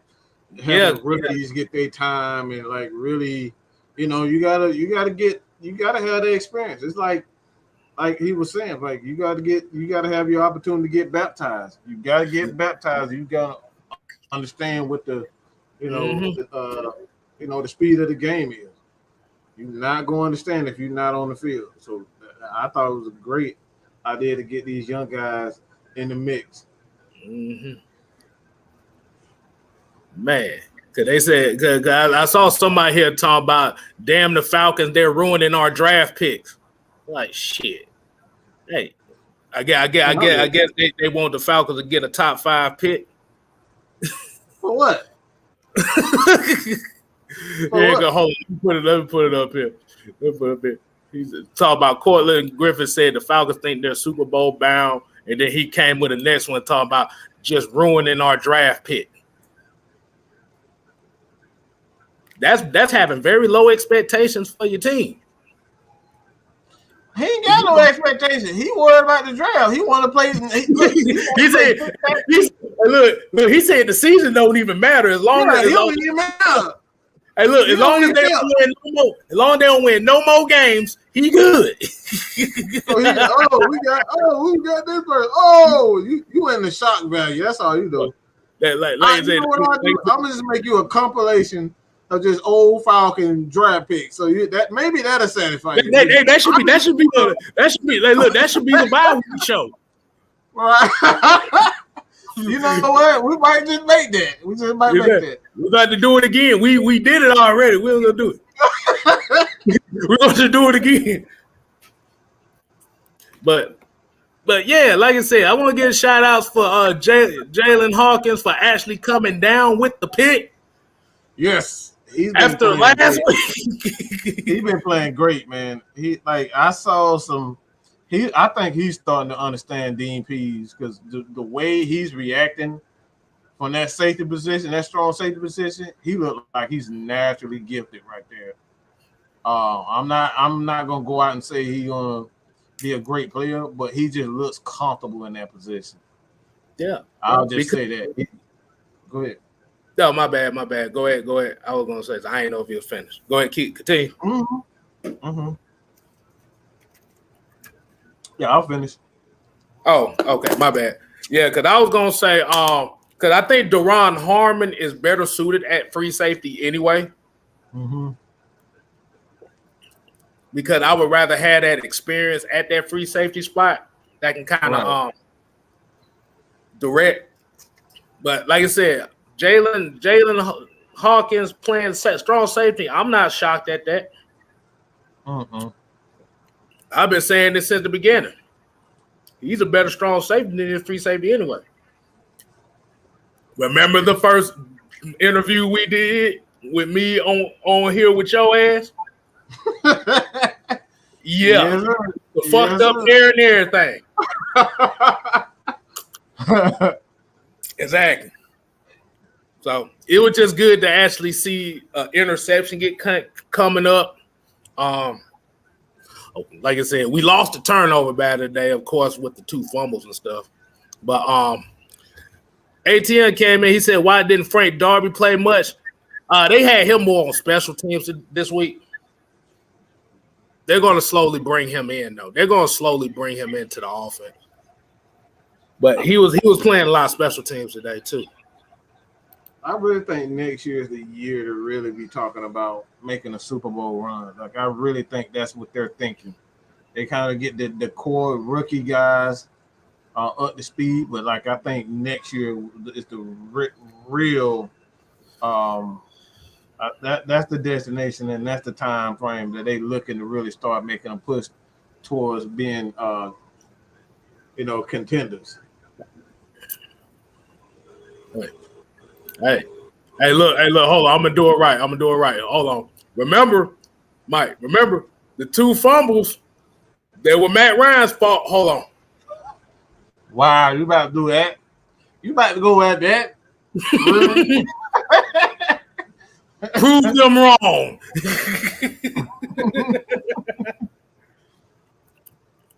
But yeah, we go ahead and Q&A it now. Like I said, it was a game that could have been better. But when they needed to make the plays, they made the plays again. Like I said, you had 2 fumbles that cost you 14 points. You had a pass interference call that necessarily didn't have to be a pass interference call, but I think AJ Terrell didn't turn his head around. I think that's the reason why they called it. I mean, it was close. It was ticky-tacky to me. I don't. It was close, but like I said, I think the reason why they called it was because he didn't have his head turned around. So if he would have had his head turned around, they wouldn't have called it. But the fact that he was just playing the man the whole time, that's what led to their second touchdown. Outside of that one big play, the Jets really didn't do shit at all. No, they really didn't. And I'm gonna tell you this too. Like I said before, I don't really see anything special in Zach Wilson. I think we already talked about that. All I see is him throwing deep. I don't see anything special. I can see something in Fields. I can see something in Lance, Trevor Lawrence. But when I'm looking at Zach Wilson, I don't see anything special. He just throws hard, and there's so many other quarterbacks in the league who throw hard. That ain't nothing special. He wasn't running. He's the average athlete. Hey, look. And what have I been saying the whole pre-draft thing? The pre-draft? What I've been saying about Zach Wilson, I was like, something about this motherfucker ain't right. Why you just don't like? Something about him you just don't like. And Ryder White said it. It was like, this dude is an average athlete at best. And he got so much hate for that. But Ryder White said it, and you said it. That it's just something about that dude I just don't like. And just having the opportunity to see him play, he didn't really stand. Nothing stood out to me with him. Nothing stood out. I've seen that before. Everything that he does, I've seen it before. Nothing. Hey, look! I tell, hold on. I saw somebody here another one that was talking about y'all just who that for life. He said, hey, don't get too happy. Y'all best the Jets, and we whooping that Saints ass too. Don't worry about that. November 7th, we're gonna find that first game. Man, can you worry about Mr. Crablegs? Right. We whooping that Saints ass too. so you better worry about that game.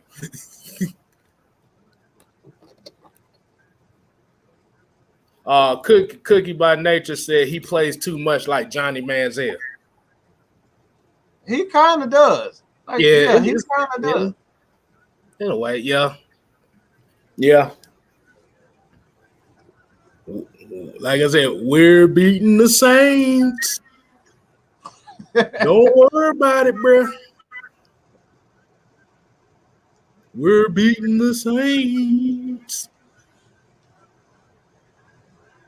And you can no. His thing said who that for life.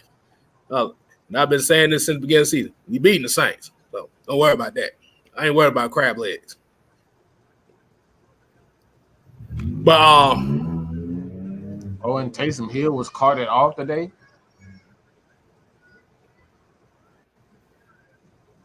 Oh damn! The hell happened? Shit. He was carted off. Oh, okay. So y'all really gonna have to rely on crab legs. So that X Factor. So if that X Factor got carted off, So that's unpredictability that is going to be missing from that offense. I don't know. Like I said, I don't. What they gonna do? Throw the ball to Aaron Kamara 50 times a game? I don't know because probably. Michael Thomas he's not back yet, so I don't know what the Saints gonna do.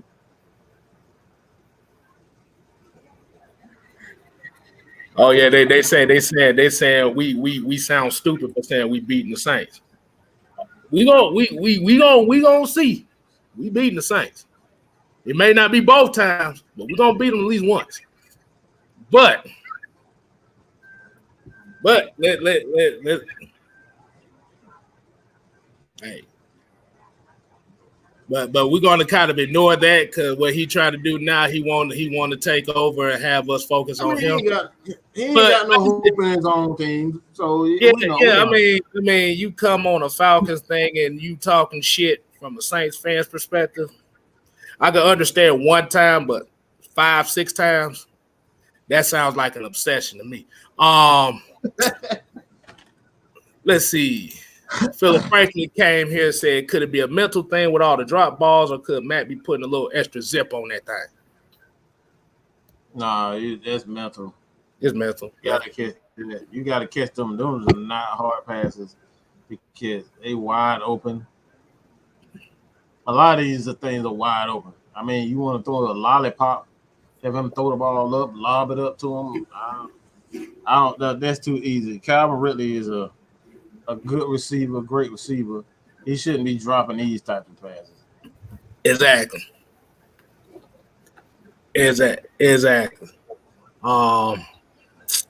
Yeah, because Zacchaeus had one earlier in the game too that he made up with on that big one. We got a $5 super chat. Christopher right here. Holla said Pitts got first TD. Davis got TD. Sharp showed up. Blake showed up. Zacchaeus made up for his 2 drops. Patterson and Matty Ice had their way. Like I said, at the end of hold on, my damn thing done went out. Hold on. See, that Saints fan that came in and fucked my mic up. That's some bullshit. Okay, can you hear me now? I got you. Okay, you got me. Yeah, like I said, at the end of the day, this was a team win. Don't matter who was against, it's a team win. Like I said, we got better teams coming up. But just like we said when Hayden Hurst fumbled that ball, it's all about momentum. It's all about momentum. You got to go into this bye week 2-3. You had no business losing to Washington. Really had no business losing to Philly. Not the way Philly playing. Yeah, even though they beat the Panthers this week, ain't no reason. But this is just one of those cases where, okay, you lost to these teams, whatever. You're going to have to bounce back, and you're going to have to win a few of these games here. Like I said, you got the Jets. And Mike, I kind of have a question, too. I have a very interesting question since we're bringing up the Jets.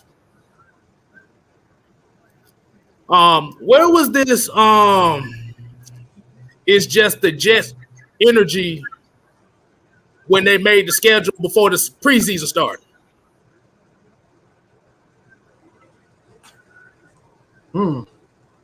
It's just the Jets. I didn't hear that. Hear nothing. It's just the Jets. Right. My thing is, I didn't hear it at the beginning of the season. I didn't hear it.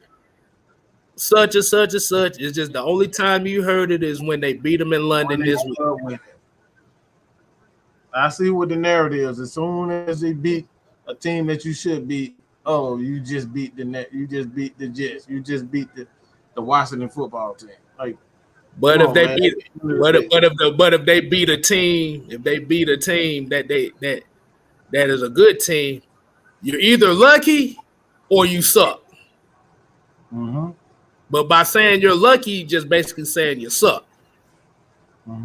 So that's gonna be the narrative right there. That's why I said that is the 0-17 crowd.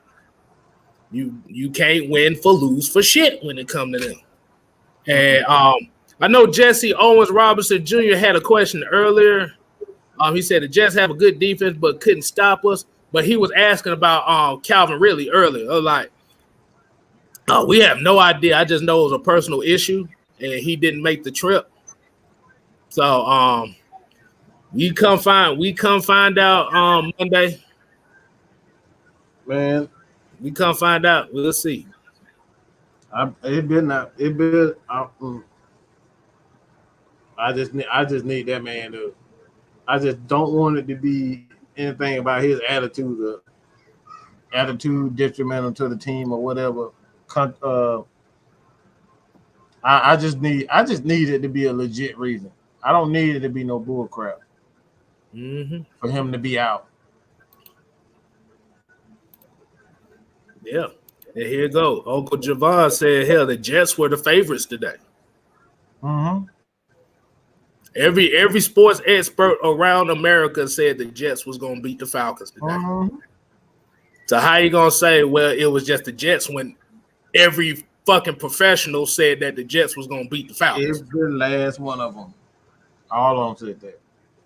Right. So what you saying is that the professionals don't know what the hell they talking about? Any given Sunday, bro. That's the league.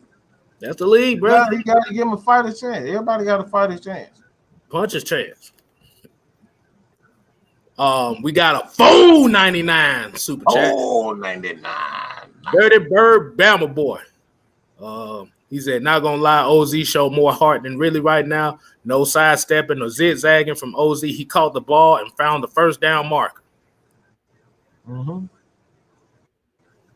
That's my number one frustration.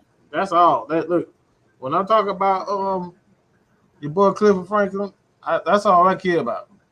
I need you to just go forward. That's it. That's all. That's not too hard. That's not too hard. I'm not asking too much of him. I just need Clifford Franklin to catch the ball and run forward, not going sideways like he playing Pac-Man. All right, don't need that. I'm sorry, boy. I'm thinking about that moving placements when they was in practice and they had Clifford Franklin run that hook route and he dropped it. He dropped it bad. I said, oh no, this dude can't catch a cold up in this mother. All right, we got another $5 super chat. He said, the reason why we lost to the Bucs because of the messed up punt. So Tom Brady is the luckiest player of all time. Man, boy, that's the truth right there. Like I said, that's why he said if losing to the Jets is some bullshit, it's bullshit to everybody's eyes, boy. The guy that y'all consider the GOAT who done played against the Jets twice for over 20 years, that means 2 of them wins was some bullshit. So you got to have the same energy. So somebody said, who the hell is Clifford Franklin? John Ford said, who the hell is Clifford Franklin? Look, should I explain it to him who Clifford Franklin is? Go ahead. Okay, so Clifford Franklin is a character off the movie The Replacements. You might not have seen this movie because you don't know who Clifford Franklin is. But he was the wide receiver in the movie that dropped everything he had thrown to him until the second to last game when they put some damn stickum on his hand and he started catching everything. That's who we call a Calvin Ridley right now. He's Clifford Franklin because he's dropping things.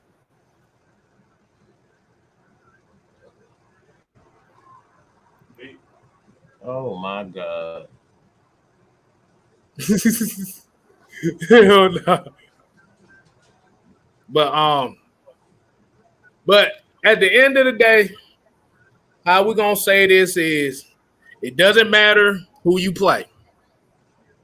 Wins, losses, ties are the only thing that matters. when it comes to the final standings. Like I said, we always complain about us as fans always complain about us playing teams playing good teams decently well, but underestimating the bad teams, losing to the bad teams. That was it. You have to beat the teams you're supposed to beat. Even though 99.7% of America thought the Jets was going to beat the Falcons. Wait, what? Justin Fields shaking up and Andy Dalton comes to the game. Damn. Boy, everybody getting hurt right now. What the fuck going on? Hey, man. I don't know what the hell going on. God damn. Oh, shit. I don't like that. Oh, that's crazy. Corey G said he need them. Yes, the greatest wide receiver of all time had Stickum on the glove for majority. He proud to say that. He said he wore Stickum on those gloves for most of his career. So does that technically make him the greatest of all time, or does that make him? I'm just saying. Greatest shooter of all time. The greatest shooter of all time.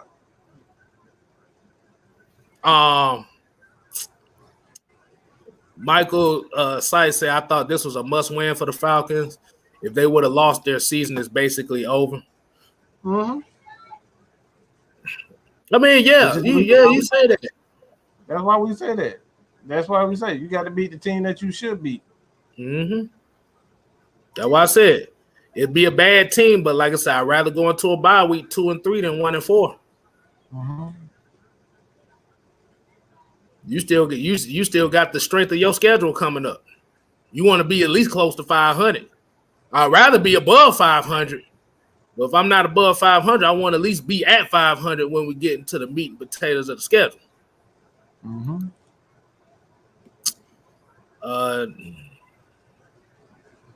Did you get a bad feeling when the Jets started to come back? Nope. I did not get a bad feeling. I just don't think like that. I wait to, get over for the most part. Like I said, man, like at the end of the day, this is not the same team. I've already seen changes that I need to see. Mm-hmm. I mean, we see Jalen Hawkins making plays at strong safety. He didn't do that under Dan Quinn. He's been here about 3 years. He didn't do that under Dan Quinn. Mm-hmm. Isaiah Oliver didn't do that. Isaiah Oliver looked like absolute shit under Dan Quinn. So it's not the same team. So at the end of it, I don't think about what happened under Dan Quinn. This is a new team, new scheme. Yeah, Devon. If you actually look up, I forgot who broke it. I don't know if it was Fox. Was it CBS Sports that broke it a while ago? Yeah, Jerry Rice and Jerry Rice said his damn self he wore a Stickum on his damn gloves. Mm-hmm.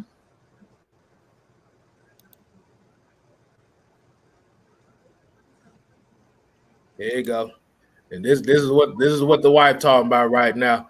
And she watch every game with me. She said, y'all fans will never be satisfied. We could be 4-1 right now, but we'll find something to complain about. Never fails. You won the damn game. Exactly. Like I said, I could tell you this. I could tell you this Falcon team could be 4-1. This fan base would hate them being 4-1 than 1-4. And we should have new quarterback. That should. And I'm just generalizing. I ain't talking about specific folks. So if you don't think like that, we're not talking about you. We talking about those that think like that.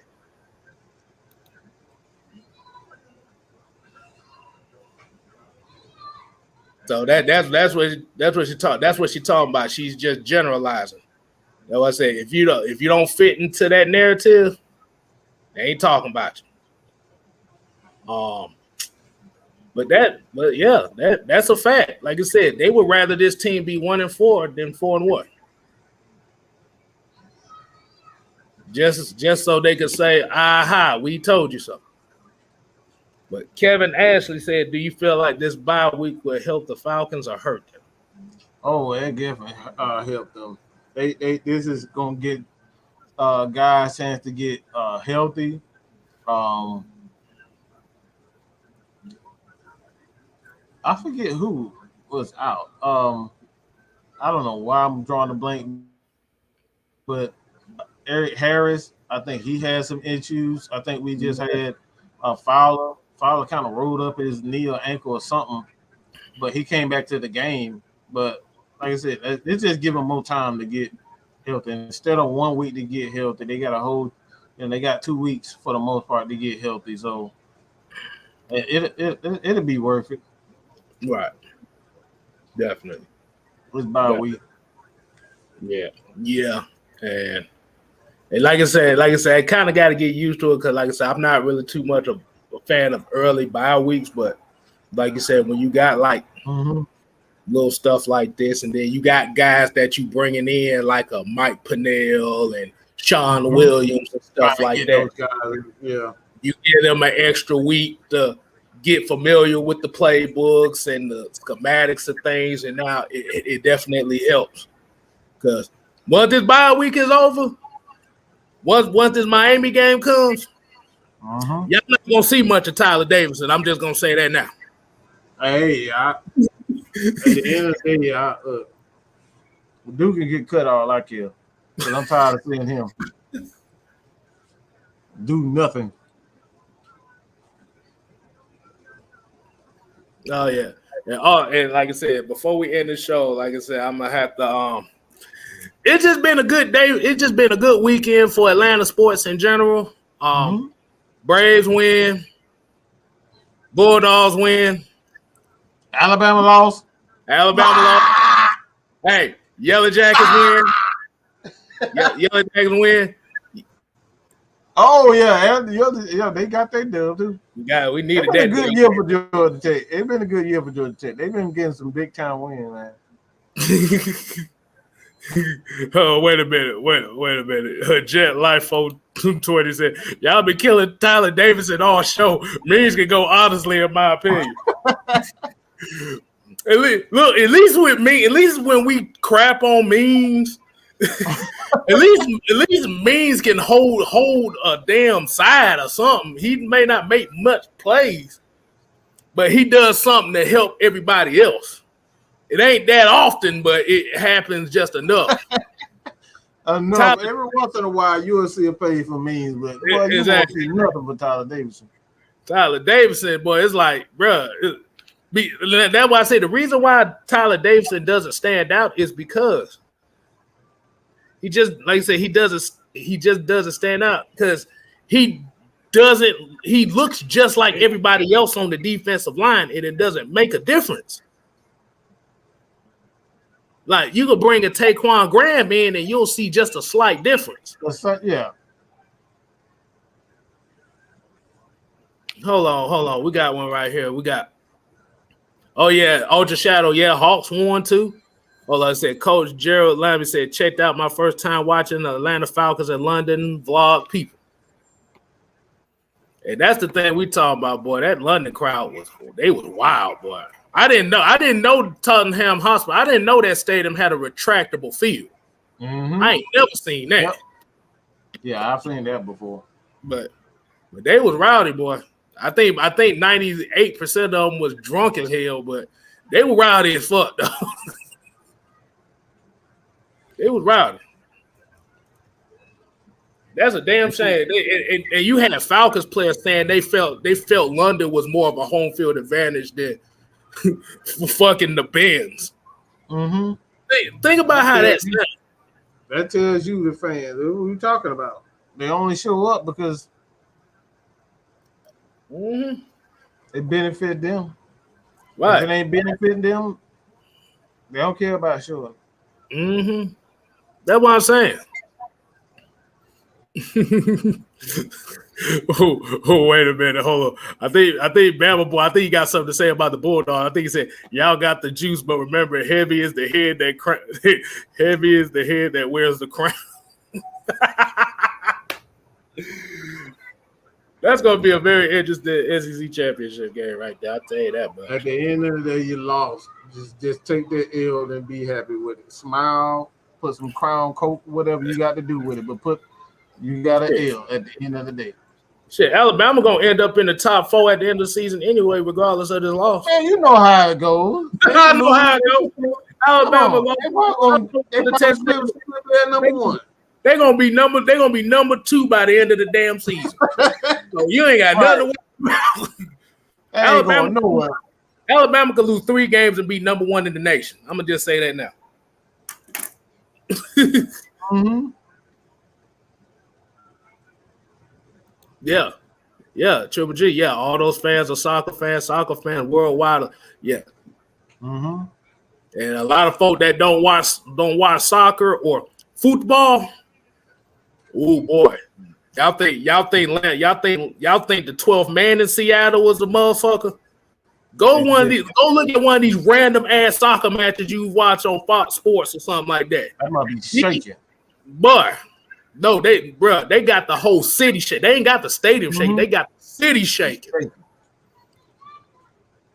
Mm-hmm.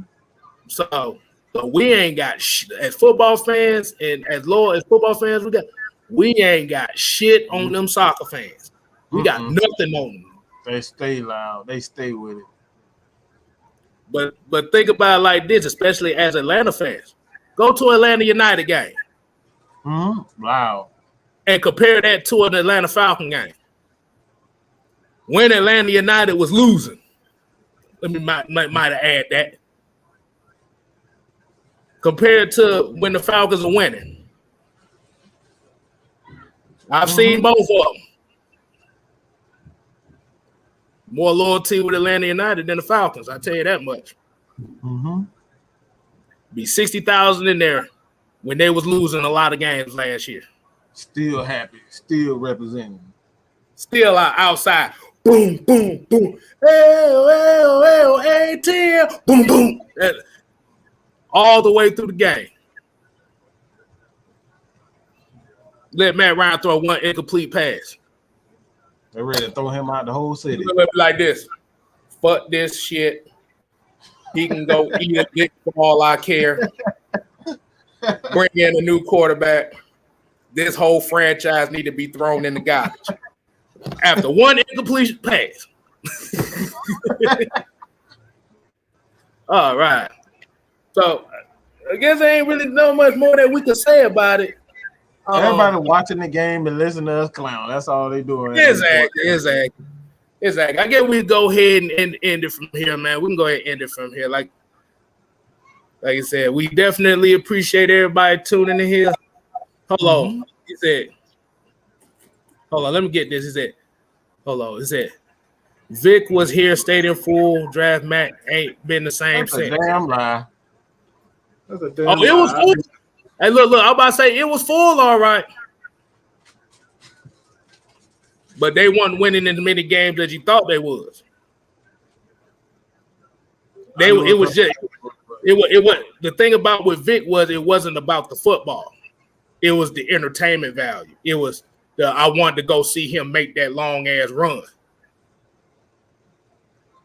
That even in the Vic era, they still didn't have back-to-back winning seasons. We didn't get our first back-to-back winning season until 2008. From 1966 to 2007, we never had a back-to-back winning season. Mm-hmm. So it was full. It was just full of people that just wanted to be entertained. Mm-hmm. See that, but that right there is actually, yeah. And like I said, that's what they want. They want the entertainment. See the problem with Matt Ryan. Matt Ryan doesn't entertain people down here. Mm-hmm. He's boring. He's considered a lame, a duck, a 9-to-5 guy. See, but the problem is he doesn't do anything. Yeah, that's it. That's the biggest difference. It's like I said, Michael Vick brought an aspect to the game that we didn't really see since Randall Cunningham. And it was down here in Atlanta, and Michael Vick could relate to a lot of people down here in Atlanta. Mm-hmm. So by seeing him entertain and being that face of the city and stuff like that, it gravitated people to come watch the games, buy the jerseys, go to these games and watch Michael Vick run, watch him play. But the only problem is, and there was a one downfall when it came to those teams. We had the worst pass. We had one of the worst passing teams in them years. Number one in rushing. We never had a back-to-back winning season, and we only see 2 playoff appearances.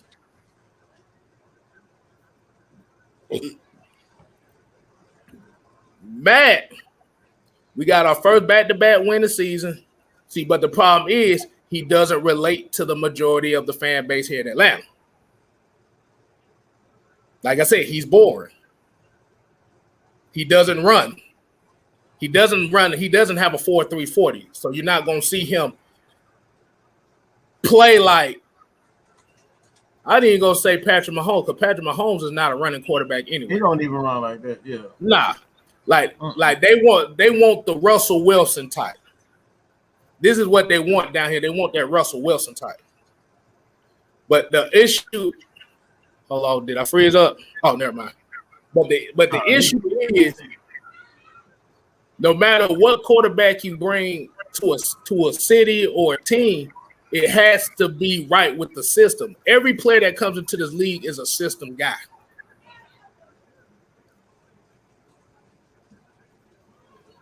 So, just like I said, it just come down to I want to be entertained, and I want to see somebody that relates to me. I want to see somebody that brings money into this city externally. At the end of the day, it just comes down to entertaining black people. I'm just gonna put it as simple as it possibly can be. That's what y'all want. Y'all just want somebody who's gonna entertain and run fast. Y'all can buy his shoes. It will be majority of those, but like I said, there's a lot of white folks and Latino folks that kind of think they too. But that's why I wasn't saying. I'm talking about here in Atlanta. I'm talking about here in Atlanta too. I'm talking about here in Atlanta too. But it's majority, because we have to think Atlanta is majority a black city. Most of the Atlanta fans that's around the city are majority black folks. That's what we are. And like what we look for is we look for players that we can gravitate towards. See, Trey Young is a different story, because Trey Young nobody want Trey Young here. Everybody wanted Luka. So let's get that straightened up, because I remember that draft. The whole city of Atlanta was pissed off because they didn't get Luka. Mm-hmm. They wanted Luka down here. So I know I didn't. Yeah, I wasn't like I said. I kind of knew they was gonna get Trey. Because, like I said, especially with the Hawks, they needed somebody that had a spark. They had no damn choice, because we had nothing. Mm-hmm. We had the remnants of Dennis Schroeder, so you knew we had nothing. But they needed a culture change at the end of the day. That's what it was mostly about. Right. Culture change in Atlanta. Right. The Joe Johnson attitude wasn't gonna work. Right. So, yeah, so when we think about Vic and Ryan, it's just more so of the preference of the people around. But here's the interesting question now, and we're going to get to the final shot down. When it comes to this statement, because I kind of hear this statement a lot, is it's kind of interesting that people say stuff like this, like, right? I'm not gonna say not to the Mad Monk, but this is the conversation that I had where people were like, "Well, Vic was exciting, Matt Ryan's boring, and such like that."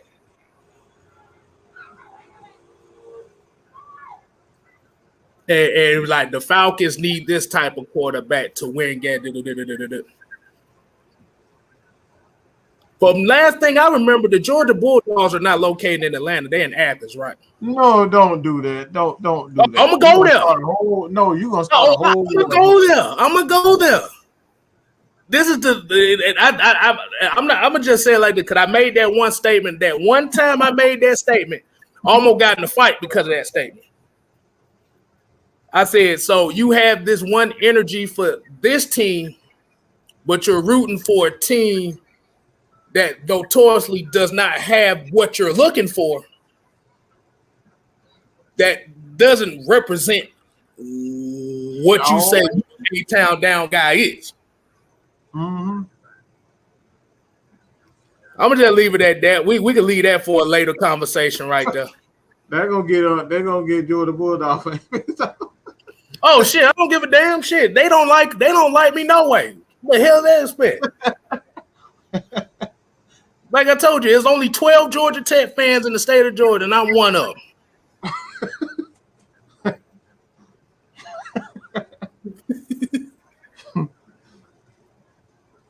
At least I rock with a team that's within city limits. That I ain't gotta go 2.5, 3 hours out to go see. That's all I gotta say. All right, go and get to the final comment.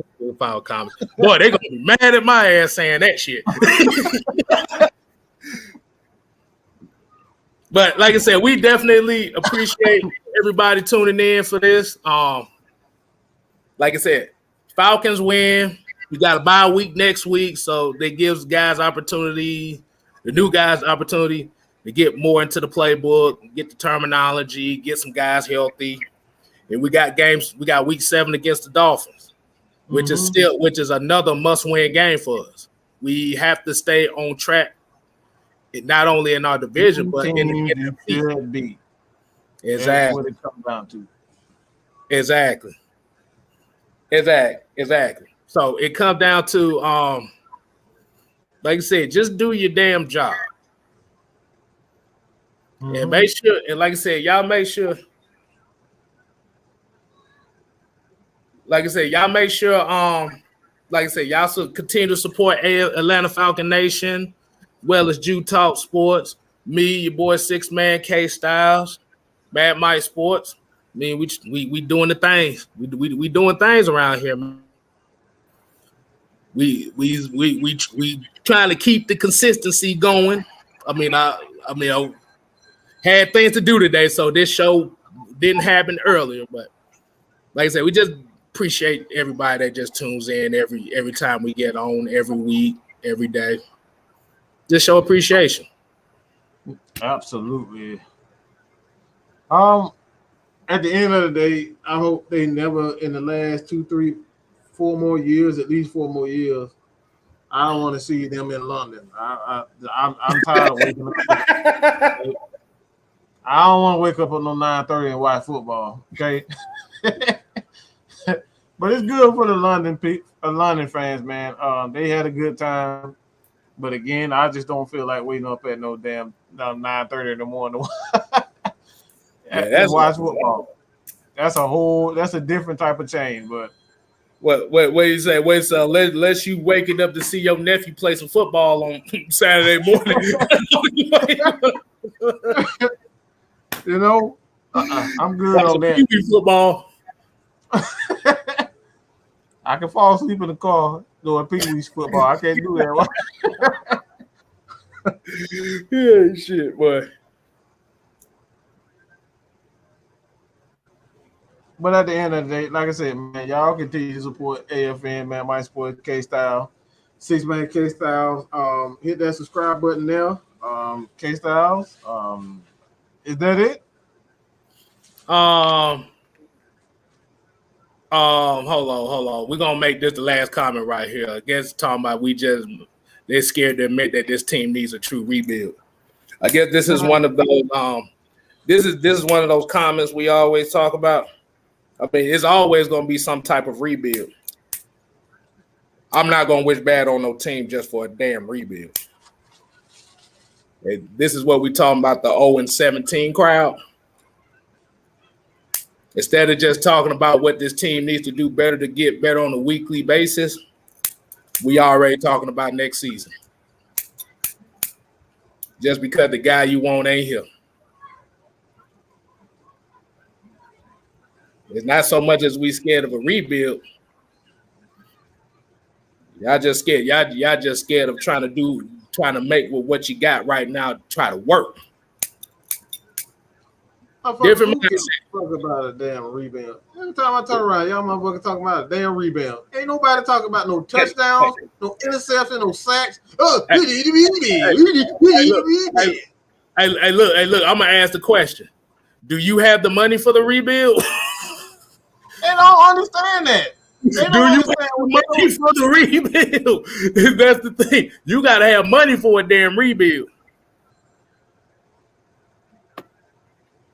They don't understand it. They think I'm gonna ask Rashad Johnson. So, with the $22 million we got in dead cap, we got a quarterback that if you cut him, it's gonna cost you $40 million. You got a defensive tackle that's gonna cost you 15, a linebacker that's gonna cost you 16. You get rid of all that with that, and we're talking about dead cap. Do you have enough money to rebuild something? Because if you try to rebuild on some dead cap hit like that, you ain't gonna have a team for a while. So when we talking about stuff like rebuilds and stuff, you gotta follow the money, bro. I'm gonna ask you a question. And I'm gonna let you think on this. Let's say you have a partner that you don't like, and you don't want him nowhere near you. Are you gonna pay him $45 million to get away from you?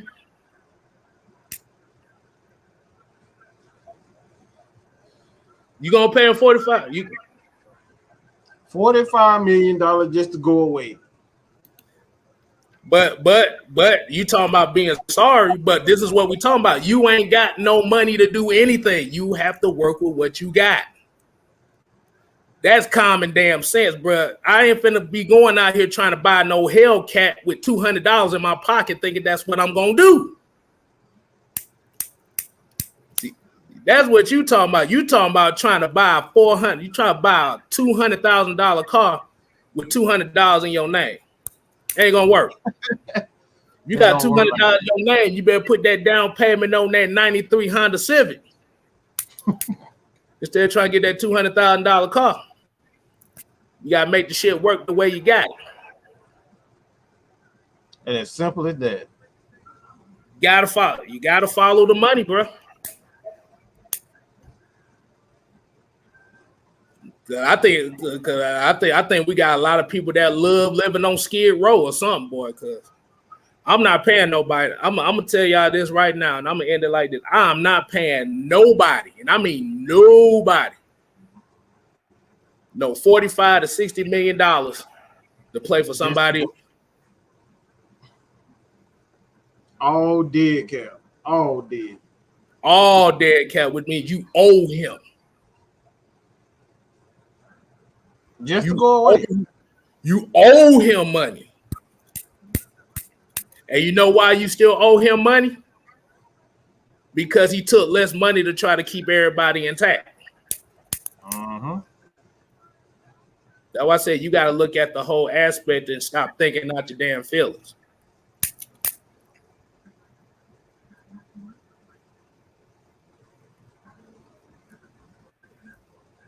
Exactly. But we're going to go ahead and end it on that. Because like I said, that done went over a whole lot of people's heads right there. They don't do numbers. It ain't about numbers when it all come down to it. It's bigger than that. It's bigger than the old press the reset button. That's not how it works. This ain't a video game. It's not like that. There's money in stake. Yep. And like you said, you're looking at other teams. You're looking at other teams by switching up their leaders at quarterback because other teams got the money they can afford to do that. We don't have that luxury. He's not playing bad. He could play better, but he's not playing bad.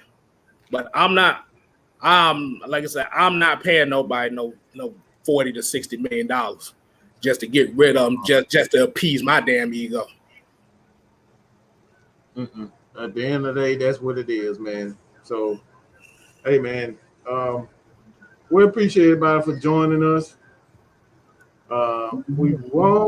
We may or may not, depending on how we feel. You know, how we feel. We'll do a Sunday show. We probably won't. We'll probably just take the day off and kind of like give everybody time to kind of rest and do their thing with AFN and all the affiliates and whatnot. But at the end of the day, either you gonna support or you not. It ain't no in between. Yeah, and if you're not gonna support, don't do it. Don't announce it that you're not gonna support. Just don't do it. Mm-hmm. It's not, like I said, that's not being politically correct. That is the truth. Mm-hmm. Like I said, and I asked Kush the Great. I said, okay, since you the Kush guy right now. So no, I'm gonna take that. I'm gonna ask you this. Okay, you want a Tesla, right? Let's look at how much Teslas cost right now. Let's look how much is a Tesla. We're just using this as an example. We're just gonna use it. Okay, Tesla on average is about $45,000.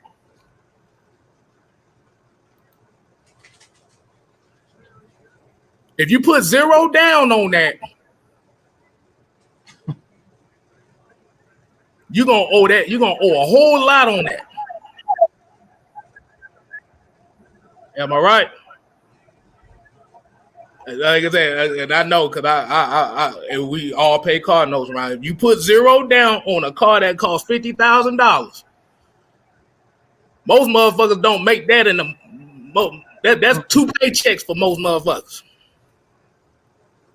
So you're gonna take that chance and do that just because you want that Tesla, or are you gonna put something down and make it as simple as possible, make it lower as possible?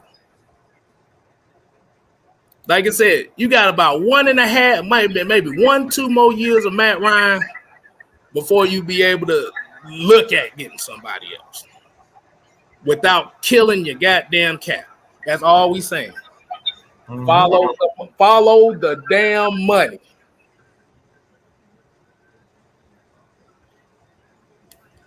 But the thing is, people say it's mismanaged, but you're blaming the quarterback for the mismanagement instead of blaming the GM.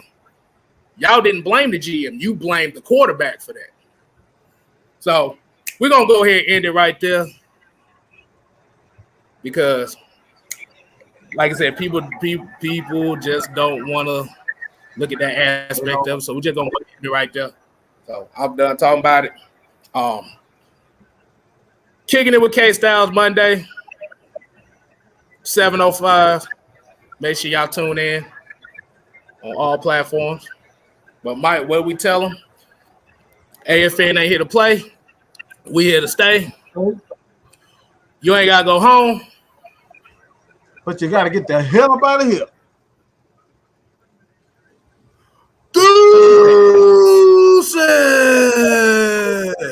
Yeah, this game is a mess, boy.